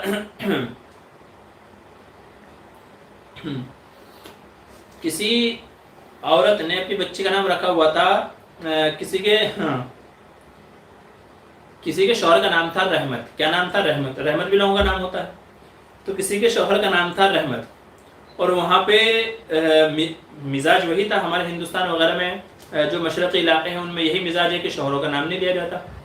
تو وہ اس عورت کی جو شادی ہوئی تو رحمت نام کے آدمی سے ہوئی، اور وہاں شوہر کا نام لینا بہت برا تھا۔ اب یہ عورت نماز پڑھ رہی تھی، تو نماز پڑھتے ہوئے سلام پھیرنے سے پہلے سوچنے لگی میرے شوہر کا نام تو رحمت ہے، تو اب میں جو ہے کیسے سلام پھیروں؟ سلام کیسے پھیروں؟ چونکہ سلام تو پھیرتے ہیں السلام علیکم ورحمۃ اللہ، السلام علیکم ورحمۃ اللہ، تو سلام کیسے پھیرتے ہیں؟ اور میرے شوہر کا نام رحمت ہے تو ان کا نام لیا جائے گا، تو سلام بھی پھیرنا ہے اور نام بھی نہیں لینا ہے، تو کیسے کریں؟ تو ان کی بیٹی کا جو نام تھا نا، اس کا نام تھا سکینہ۔ بیٹی کا نام تھا کیا تھا؟ سکینہ۔ تو وہ سلام پھیرتے ہوئے کہہ رہی السلام علیکم سکینہ کے ابو، السلام علیکم سکینہ کے ابو۔ تو وہ اس طریقے سے سلام پھیر رہی ہے، چونکہ رحمت نام لے گی تو شوہر کا نام ہو جائے گا جو بے ادبی کے اندر داخل ہے۔ تو یہ بہرحال ایک مزاحیہ واقعہ ہے، یہ تو ایک لطیفہ ہے، لیکن شوہر کا نام لینا یہ بے ادبی اس کو شمار کیا جاتا ہے۔ بہتر ہے کہ یا تو بچوں کے نام سے کہ جی فلاں کے ابو سنتے ہو، احمد کے ابو سنتے ہو، یا جو بھی کچھ ہو، یا تو کوئی دوسرا پیارا محبت بھرا نام رکھ لیا جائے، یہ زیادہ بہتر ہے۔ باقی لینے کی اجازت ہے، جائز ہے، ناجائز نہیں ہے، جائز ہے، لے سکتے ہیں۔ ابو سید انصاری السلام علیکم مفتی صاحب، آپ کچھ بتائیے کہ ہم زندگی کو سدھارنا چاہتے ہیں مگر ہم شیطان سے بچ ہی نہیں پاتے کیونکہ ڈر ہی اتنا لگتا ہے۔ اچھا دیکھیں، آپ کسی اللہ والے سے بیعت ہو جائیے، آپ کے علاقے میں جو اللہ والے ہوں، بزرگ ہوں، جن کی مجلس لگتی ہو، خانقاہ وغیرہ ہو، یا کسی مدرسے میں چلے جائیں تو وہاں کسی استاد سے اپنے آپ کو جو ہے ان سے اپنا تعلق اور سلسلہ قائم کر لیں، ان کو اپنی حالت بتائیں، کیفیت بتائیں، تو انشاءاللہ یہ چیز آپ کے سدھرنے میں بڑی معاون ہوگی۔ محمد فیضان السلام کیا کہہ رہے ہیں؟ جزت مفتی صاحب السلام علیکم، مجھے معلوم کرنا ہے کہ چھوٹے چھوٹے بچوں کو مسجد میں لانا کیسا ہے؟ جو بچے ایسے جن کو شعور نہیں ہے، بالکل بھی کوئی سلیقہ ہی نہیں ہے ان بچوں کو، 1 سال کا، 2 سال کا، 3 سال کا، 4 سال کا، یہ بچے ایسے ہیں کہ ان کو ہگنے موتنے کا بھی پتہ نہیں ہے، ان کو پیشاب پاخانے کا بھی پتہ نہیں، ان کو شعور اور سلیقہ ہی نہیں ہے، تو ایسے بچوں کو مسجد میں نہیں لانا چاہیے۔ اور حدیث میں ایسے ہی بچوں کو مسجد میں لانے سے منع کیا گیا ہے، جنبو مساجدکم عن صبیانکم، اس طرح کے حدیث کے الفاظ ہے کہ اپنی مسجدوں کو پاگلوں سے اور بچوں سے محفوظ رکھو، بچاؤ۔ تو جن بچوں کو پیشاب پاخانے کا بھی شعور سلیقہ نہیں ہے، 1 سال 2 سال 4 سال کے بچے ہیں، تو ان کو مسجد میں نہیں لانا چاہیے، وہ شور شرابہ کرتے ہیں، نمازیوں کے سامنے سے بھاگے پھرتے ہیں، جس سے ڈسٹرب پیدا ہوتا ہے، ٹھیک ہے، تو ایسے بچوں کو نہیں لانا چاہیے۔ البتہ جو بچے شعور سلیقے والے ہیں، جیسے 7 سال کا بچہ، 6 سال کا بچہ، 8 سال کا بچہ، تو جو بچہ شعور سلیقے والا ہے، جس کو پتہ ہے مطلب وہ مسجد میں پیشاب پاخانہ نہیں کرے گا، جو بچہ ایسا ہے، اتنا شعور سلیقہ مند ہے، تو ایسے بچوں کو مسجد میں لایا جا سکتا ہے۔ بہتر ہے سے بچوں کو لا کر کے اپنے بازو میں کھڑا کریں، اپنے ساتھ میں کھڑا کریں، تاکہ وہ آپ کے پاس ہی کھڑا رہے، وہ کہیں بھاگے واگے نہیں، کسی سے شرارت نہیں کریں۔ نہیں تو وہ کسی نے ایک پوسٹ لکھی تھی کہ میں مسجد میں جاتے ہوئے اپنے بچوں کو اپنے پاس کھڑا رکھیں، ورنہ پیچھے WWE چل رہا ہوتا ہے، تو پیچھے 4-5 بچے مل جاتے ہیں آپس میں، وہ اس کو مارتا ہے، یہ اس کو مارتا ہے، پھر روتے ہیں، چلاتے ہیں، میرے ابو وہاں کھڑے ہیں تو رونا شروع کر دیتے ہیں۔ تو اس طرح کی چیزیں نہیں ہونی چاہیے۔ تو جو بچے شعور سلیقے والے سمجھدار ہیں ان کو لایا جا سکتا ہے، اور جن کو شعور سلیقہ نہیں ہے، جیسے 4 سال 5 سال تک کے بچے ہیں، تو ان کو نہیں لانا چاہیے۔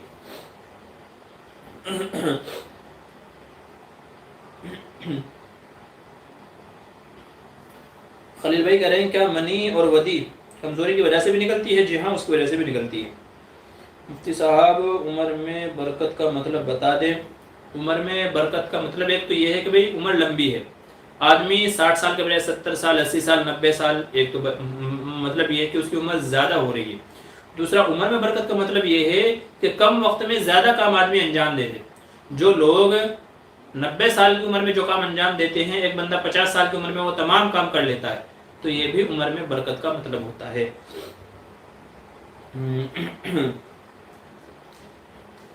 بلال خان، اللہ آپ کے اس پروگرام کو بے انتہا قبول فرمائے. جی شکریہ، جزاک اللہ. اراؤنڈ دا ورلڈ، ماشاءاللہ، جی شکریہ، عمدہ سلسلہ ہے، بہت بہت شکریہ. فیاض احمد کہہ رہے ہیں لائیو ختم ہوتے ہی واٹس ایپ کر سکتا ہوں مفتی صاحب؟ جی ہاں کر سکتے ہیں.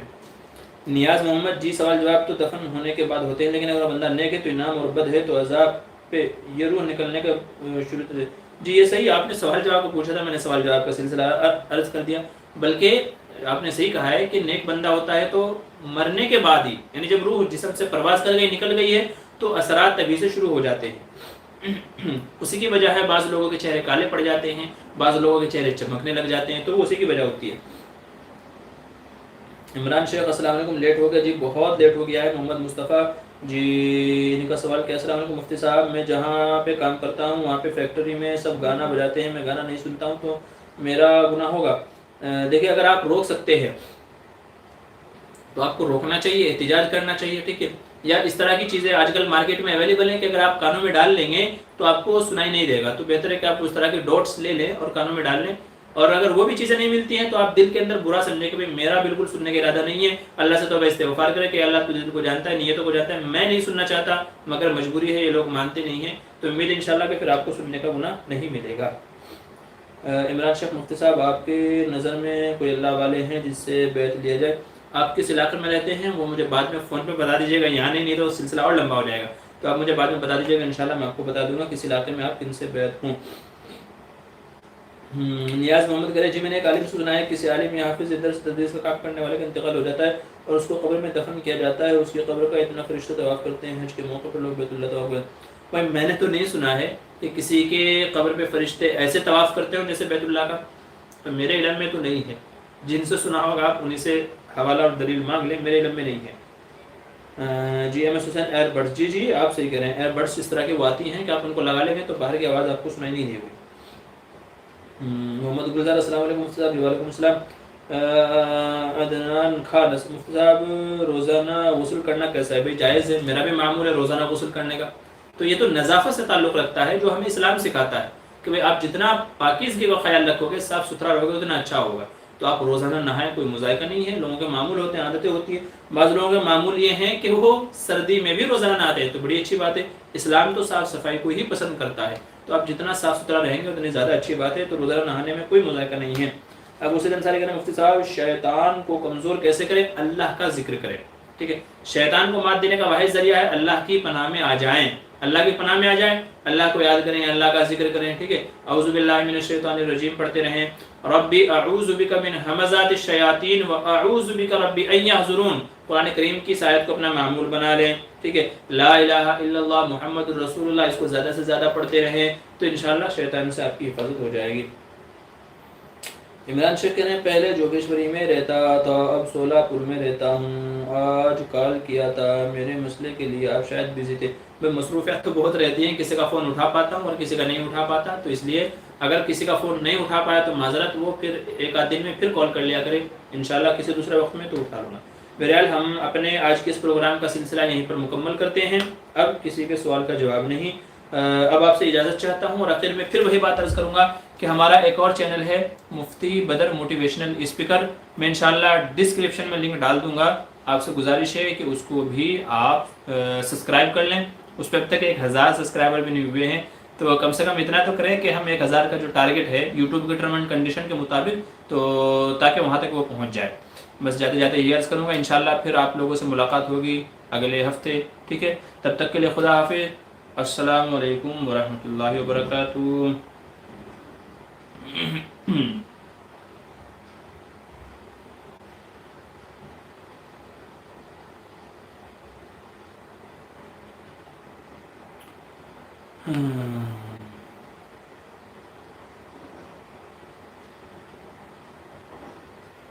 عدنان خان کہہ رہے ہیں زکوٰۃ میں مال نہ دے کر اس کے بقدر چیزیں دے دی جائیں تو جائز ہے یا نہیں؟ جی ہاں، زکوٰۃ میں چاول، گیہوں یا جو بھی ضرورت کی چیزیں ہیں وہ بھی آپ دے سکتے ہیں.